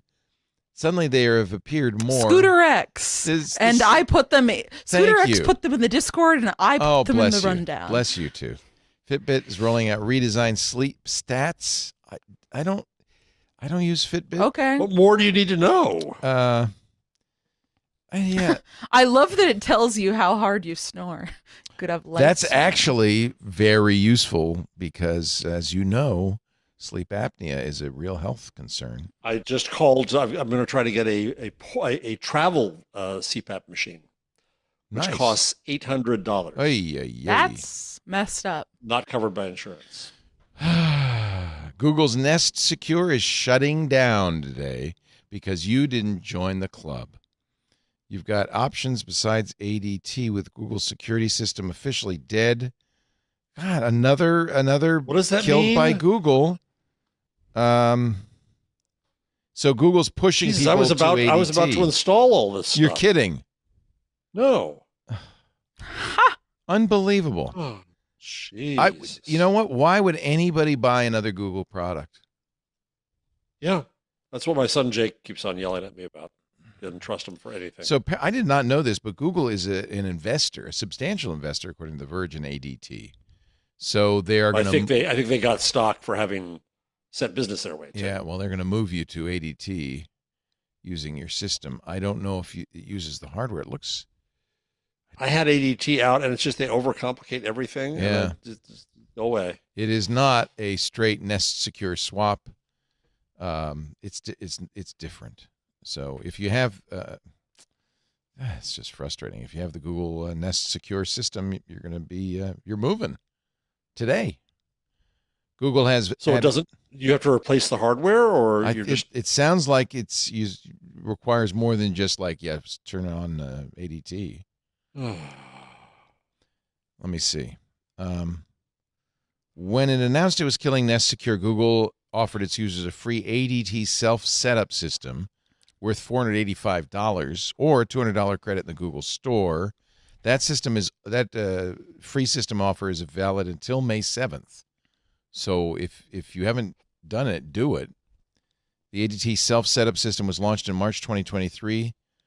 It has the option of professional monitoring through ADT, or you can monitor it yourself. It integrates with most Nest hardware, including the Nest battery doorbell, the Nest Hub, and the Nest cams, and works with Google Home, but it's far from a straight Nest Secure swap, and its integration with Google Home is largely the same as other third-party security systems.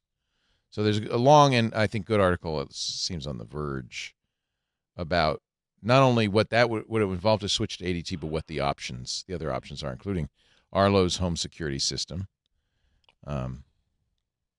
which seems very similar. Adobe has a system. That's interesting. What do you recommend? Ecobee. Do you recommend a system? I don't know. We have a local alarm company. Yeah. The guy comes in and goes around. This is Jennifer Madison Toohey. So she's, of course, a regular on Tech News Weekly. So good job on that piece, Jennifer. Google is bringing AI-powered editing tools like Magic Editor to all Google Photos users for free. This is good. We have a picture I took of Lisa when we were in Mexico, and it looks like she's got horns. There's a sculpture behind her that's coming out of her head, and she says, "Can you get rid of that?" And I said, "Google can."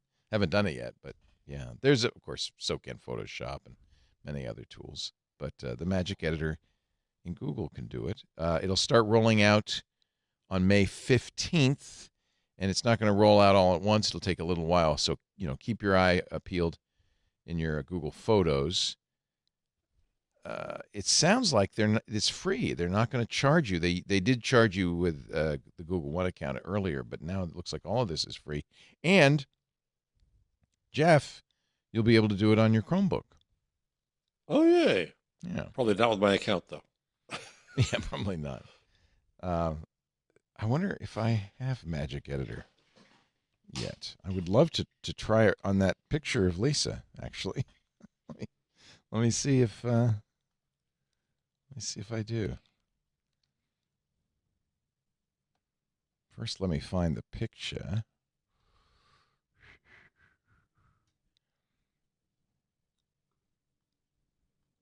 There it is. It was kind of unfelicitous. There really are horns coming out of her head. No, she's a bunny. She looks like she's a bunny. A bunny or a cockroach. Let me see if I have if I have, Lisa's antennae come out. Yeah, it really does look like. It looks like you took a selfie. How did you not notice it? I missed it somehow. I somehow missed it. Let's see. I don't know if I have a lot of features I see for editing, but I don't know if. There it is. Maybe it's that pencil over there. Is it the pencil? Top right. Pen highlighter. No highlight. No. No. It's not. Yeah. You could draw horns on your head with the pen. You know what? This to That could make us match. That could be good. Yeah. Oh, too bad. I really would love to have to show it. You see, I pay for Google One, so these are. You see, it has a little Google One logo on some of the features. HDR. Just in case you forget. Let's turn up the HDR. Let's make it pop. Ooh, look at that. Oh. Whoa, now she's really looking like a cockroach. Portrait light. What is that was behind her? It was a sculpture.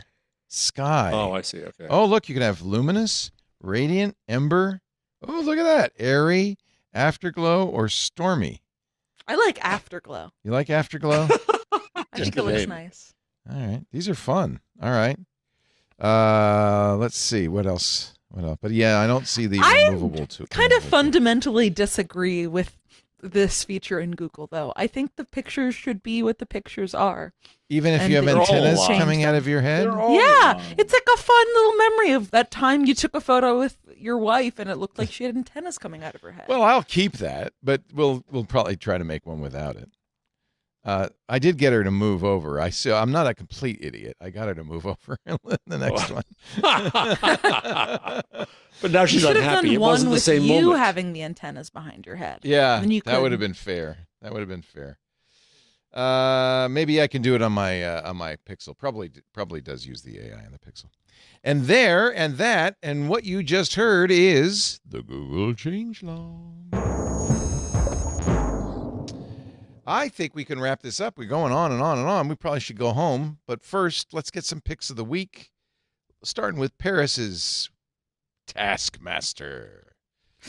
I've been really getting into Taskmaster Such a lately, good and so I show. thought I'd just give it a pick. I subscribed. They now have like a streaming service called Taskmaster Super Max Plus, I think is the name of it.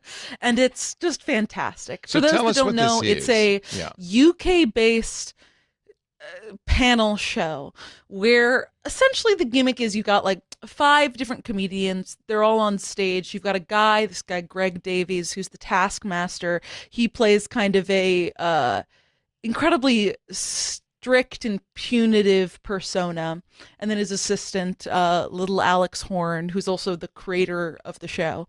I didn't know that. Oh yeah, he's the creator of the show and writer of all the tasks. And so it's part kind of a live panel show, but then they cut to, you have these 5 comedians and they're taken out to do different tasks. It could be something as simple as like, get this coconut as far away from here as possible. You have 20 minutes. And all of them are filmed doing this task totally separately.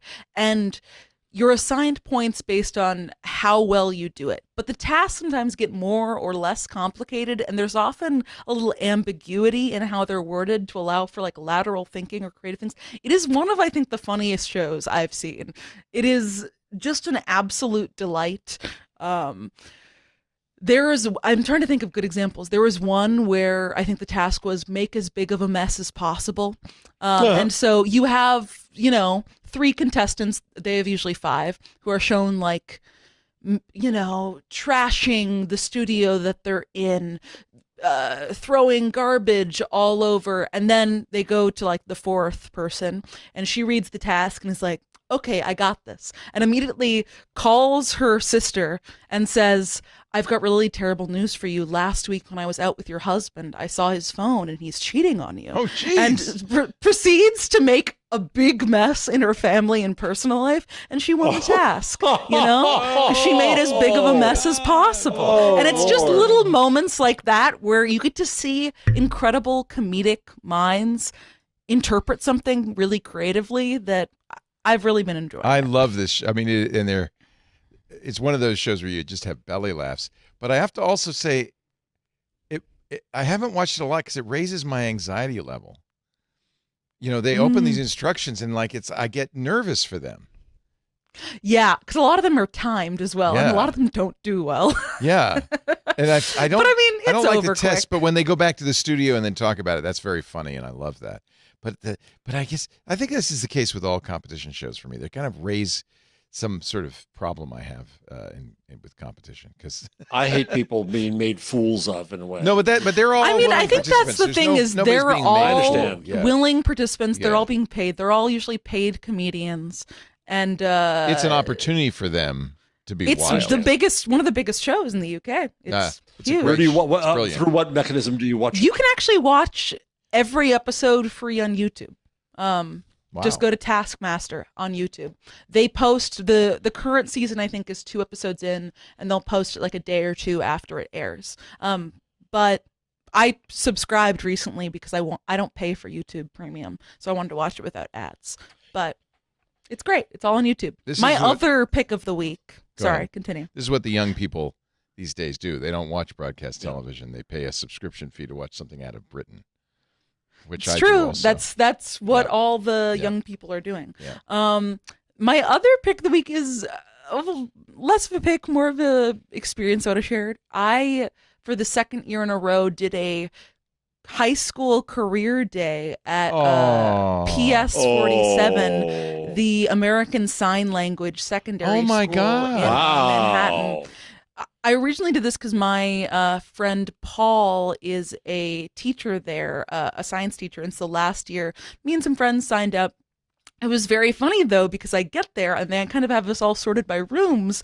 And who is the only other person in the journalism room but my colleague at the information, Abe Brown, who also happened to know a teacher there. So this year, Abe and I were like, we're going to do it again. And we kind of had a routine down. You talk to the kids. We do like 4 or 5 rounds. But as part of it, we always like to open by asking kids, what do you think journalism is? And where do you get your news from, if anywhere? And this year, actually, a lot of them had good answers for what they think journalism is. They were like reporting on current events or, an unbiased perspective on things happening, which was good. One of them said journalism is getting paid to instigate, which I thought was a very funny response. And almost all of them get their news from TikTok. One person said Wow. YouTube. 2 people said cable news, one of whom was like, my mom puts it on. The other person's like, no, I put it on, which I thought was weird. And one person said the AP, which I thought was good. The AP. Wow. Yeah, of all the TikTok users, I was asking them, I was like, okay, so who do you follow anybody for news? And no one could really give me a specific answer except for one young lady who said, and I quote, do you remember in SpongeBob, there is a newscaster who's a fish? That's who I get my news from on TikTok. It's someone who uses the SpongeBob fish newscaster to deliver news. And I thought that was really beautiful. Wow. I just so think it's so cool that they got to see you. And I also think it's very And I think funny it's cool that you got that to see these high schoolers only experience 2 years in a row with working journalists are the information. Yeah. Well, there you go.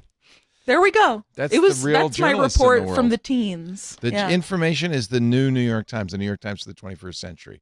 That's what it is. true. Might as well just face up to it. You are now Yep. a superstar. We already did Jeff's pick. I'm sorry to say it was Pretty that, much, yeah. It was that music player. I feel bad. Oh. Very cool. Very Yes. neat. Do you that know? that was from Jason. Do you know the economist Pareto, creator of the Pareto principle, Vilfredo Pareto? No. You know him? Nope. Well, Did he write the spaghetti song? We yeah, heard maybe. earlier? You might want to get to know him because if you play Mario Kart, he could just be your road to victory. This is a crazy site called Mario Meets Pareto. And it turns out in Mario Kart 8, choosing your kart and its attributes can make a massive difference in your ability to win. Did you know this, Benito? It is not just should not just be random. Should you favor No, speed? because they each have different, like, it's like speed or acceleration, or maneuverability Yes, or whatever. Exactly. In fact, here's the various drivers and their speed characteristics. You shouldn't just automatically choose Bowser or Wario. No, it's much more complicated than that, because you could choose body, tire, glider, speed, acceleration, and really see the trade-offs one after the other. Yeah, this matrix has gotten a lot more complicated from the original Mario This is Kart. this is 8, right? Yeah, I think in the original one you could choose Wario. Given your play style and skills, you may put more weight on one statistic over the other. Here we go. And you can have a slider and figure out who is your best driver, what's your best body, what's your best tire. This is a really useful tool for anybody. Moneyballing Mario Kart. Moneyballing Mario Kart. I mean, This is- people out there are moneyballing Mario Kart, unfortunately. Oh, I'm sure they are. There's some data points. This he's using something called the Pareto Frontier concept, which allows you to balance the various parameters to optimize for exactly the best ride. So I don't know. This is just kind of cuckoo and crazy and fun. But if you are a Mario Kart racer, He has to show me himself kicking ass in Mario Kart before I believe this. before you believe it, yeah. I mean, he may not even play. For all we know, he doesn't even play Mario Kart, right? But I think it's fun to have all the sliders. And the Yeah, this graphs. could be stolen Mario Valor. It's from Meyerowitz.io. Meyerowitz.io. But I think if you just Google Mario meets Pareto, you'll probably find what you're looking for. Do you want to play a few more songs from Suno? I do. Sure. I think we should wrap it up with Jeff's pick of the week, suno.com. So let's create Maybe something about Mario Kart? Okay, yeah, we should maybe combine some of the leitmotifs that appeared in this show. Oh, I think the server is a little Jiggling jammed. meat. Jiggling meat, call screening in the Philippines. Oh, but it's going to take a while. Look at that. It's spinning. Tell us to Everybody's define- Wow, going it's- there. Tell us to tell you about ISDN lines. ISDN lines. Do you remember CompuServe? We got to make a song. We definitely have to make a song. Yeah. But I don't think it's going to be tonight. Look at that spin. Yeah. It is not loading. Wow. Apparently, it's been discovered. Oh, wait a minute. Here we go. Okay. Let's see. So what's the stuff? First, what's the style? Classic rock? Anthem. Sure. Yeah. Fine. About ISDN, shaking meat, Mario Kart, CompuServe. What else was in the show today? Elon Musk. And anything else we can add? Say again? AI music. All right. And it's not instrumental. We want lyrics. So we are now generating. We do. You can edit this, speed it up in post. So we don't. Here you go. Let's. Rusty rebel gonna rock this hour, shaking the ground with every beat. We're gonna set this place on fire, heat it up to our feet. Burning rubber, leaving tracks of gold. I don't think there's much of. The altar, feel the power. Rusty rebel, gonna rock It thinks classic rock is from the 80s. Yeah. This doesn't have anything to do with the words. No, it has nothing to do with any of those. Okay, but we maybe may need to be a little more specific. Maybe put About- the words about. Yeah, about. Just maybe like go that's back and then put about the word about. in there. shaking meat. What else? ISDN lines. Shaking meat while playing Mario Kart. Okay, that's good. Maybe make it an simple. ISDN line. Okay. Yeah. While playing Mario Kart And looking at Instagram ads. 300 baud on Instagram ads. All right, let's try that. Brand new song in the classic rock genre. It's a Wednesday afternoon, 53 degrees in the city. A good afternoon to you. Leo Laporte here, playing the hits on Suno.fm. Coming at you right now, a classic rock anthem we like to call Shake It Up. Okay, this one's got lyrics. It does. Yeah, look at the lyrics. I'm a rebel with a controller in my hand, shaking meat like a rock and roll band, playing Mario Kart at 300 baud. Instagram ads got me feeling so flawed. I think it's the theme of this show. It absolutely is. Oh, come on. We want to hear Sumo. this. Got my joystick moving in a high-speed chase, but these ads be popping up all over the place. We'll trim out the. Wow, it's just too popular. That's the problem. I'm gonna make this one public because everybody ought to hear, and I'll do the Formaggio e Pepe as well. Make that public. The classic Baroque. Oh, you can make it. Oh, that's cool. Yeah. Okay, now let's try Shake It Up, classic rock anthem. Oh, it's pop. Shaking me like a rock and roll band. Playing Mario Kart at 300 baud. Instagram ads got me feeling so flawed. So flawed? It's a Flawed. high-speed chase, but these ads be popping up all over the place. Trying to focus, trying to steer, but these distractions got me shedding a tear. Damn fun. Is this depressing you, Benito? This No, is because this is amazing. what pop music sounds like now. Yeah, this is exactly how they make pop music. And I mean, we've been trained over the years to accept auto tunes and all that stuff. So Yeah. and True. poorly programmed drums and all that. Do you think you can do like Bjork? Definitely not. Let's do some Bork. Didn't they say that you couldn't have artist names in there? No, I think it was Pepe that it didn't like Oh. because of Pepe the Frog, you know. Oh. Duh. Yeah. They didn't want any political content. Let me go back here.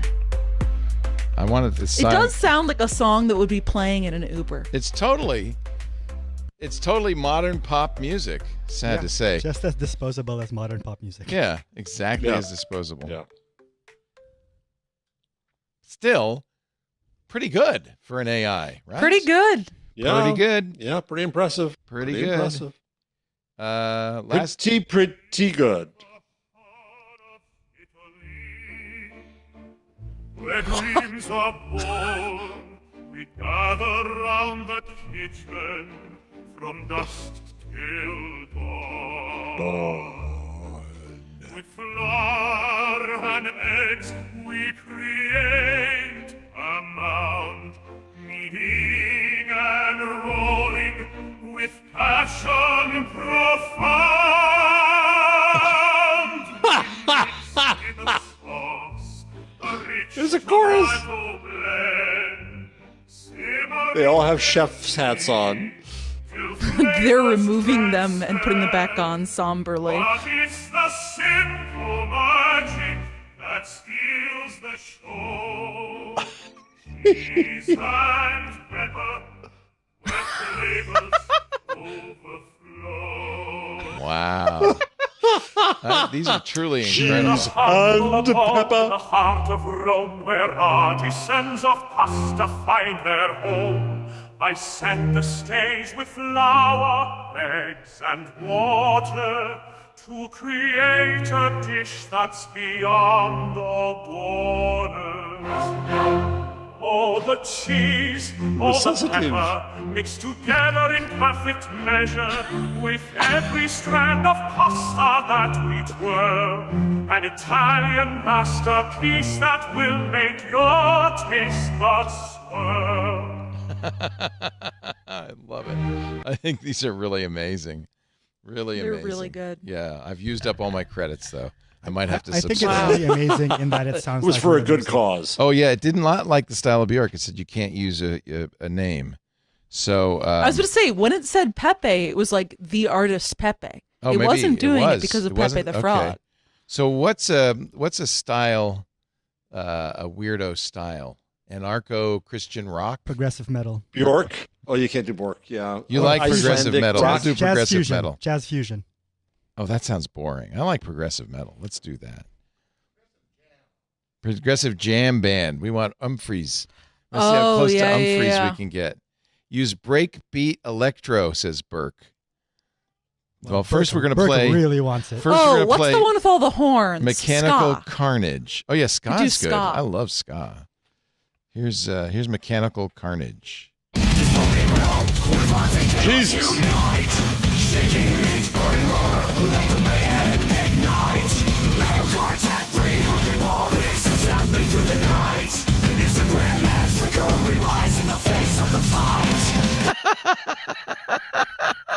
Okay, I think you were right, Burke. The lyrics on this were dystopian realm where violence and chaos unite, shaking meat, burning rubber, let the mayhem ignite. Mario Kart at 300 baud, pixels zapping through the night. Instagram ads flicker. We rise in the face of the flight. With anger. With anger. Yeah, well, breakbeat electro. Oh, I've used up my credits. Ah! You used your credits, I yeah. wasted them in Mechanical Carnage.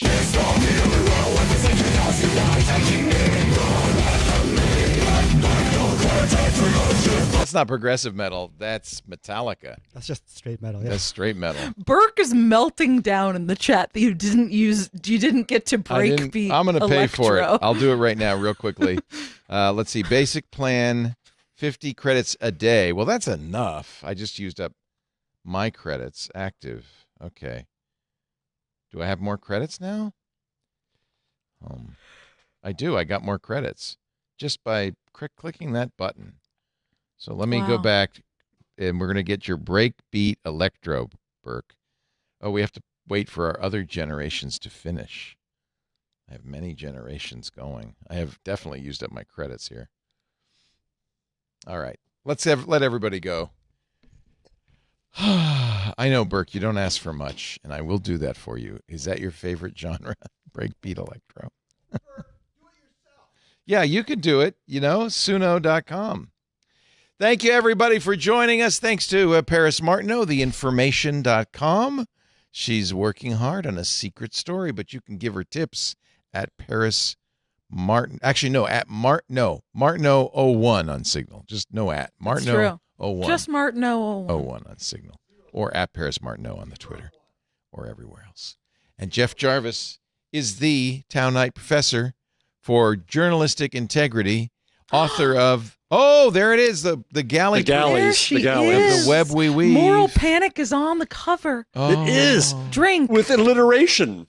Wow. Moguls, www. Oh, I get it. misanthropes. I got to read it and give you your log roll. I will work on that tonight. Thank you.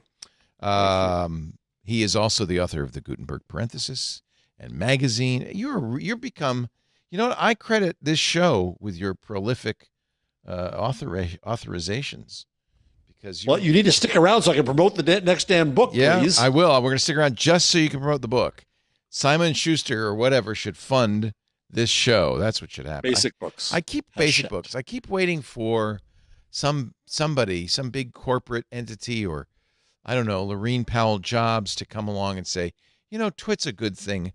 Here's $50 million. Just keep going. And then we would just keep going, and we wouldn't have to be begging you all the time. I hate the begging. Jeff Jarvis is a professor of journalism at the Craig Newmark. It's okay. Journalism Newmark at the City University of New York. And he is, of course, not going to be here next week because he's on his way to Perugia, Italia. But we're going where I can eat. Where you can eat cacio e pepe. Who do we know who's going to be sitting in yet? We've asked Stacy, but we've also asked a few other people. Glenn Fleischman. We don't know yet. We don't know yet. We haven't heard back, but we will have probably one or two people to sit in for you, Jeff. You'll probably have to have two to replace me. Yes, we found the cards. They were in my office. Ladies and gentlemen, he is the director, is currently but soon to be formerly the director of the Townite Center for Entrepreneurial Journalism at the Craig Newmark Graduate School of Journalism at the City University of New York. Newmark. Yay, Craig. An encore. You know, we could name this the Craig Newmark Foundation for Podcasting Excellence. Do you think Craig would sponsor the show? We could do it. Craig, you want to hear this every Wednesday? Just, We have a lot of takes that you'll love to have your name on. We play your song all the time, Craig, all the time. No, I don't want to. I'm not going to beg anybody personally, but just you can join the club, Craig. It's only $7. Twit.tv/club twit. We will be back next Wednesday. I'll be doing it from Mom's house. Pigeon members. Yeah, get some pigeons. Mom has pigeons, but we will be here Wednesday afternoon, 2 p.m. Pacific, 5 p.m. Eastern. That is 2100 UTC. You can watch us do it live on YouTube, youtube.com/twit. Download the shows after the fact on twit.tv/twig. Subscribe in your favorite podcast player. That's probably the best idea. That way you get it automatically. I thank all our club members for your great support, and thanks to all of you for listening. We'll see you right here next time on This Week in Google. Where artisans of pasta find their home, I set the stage with flour, eggs, and water to create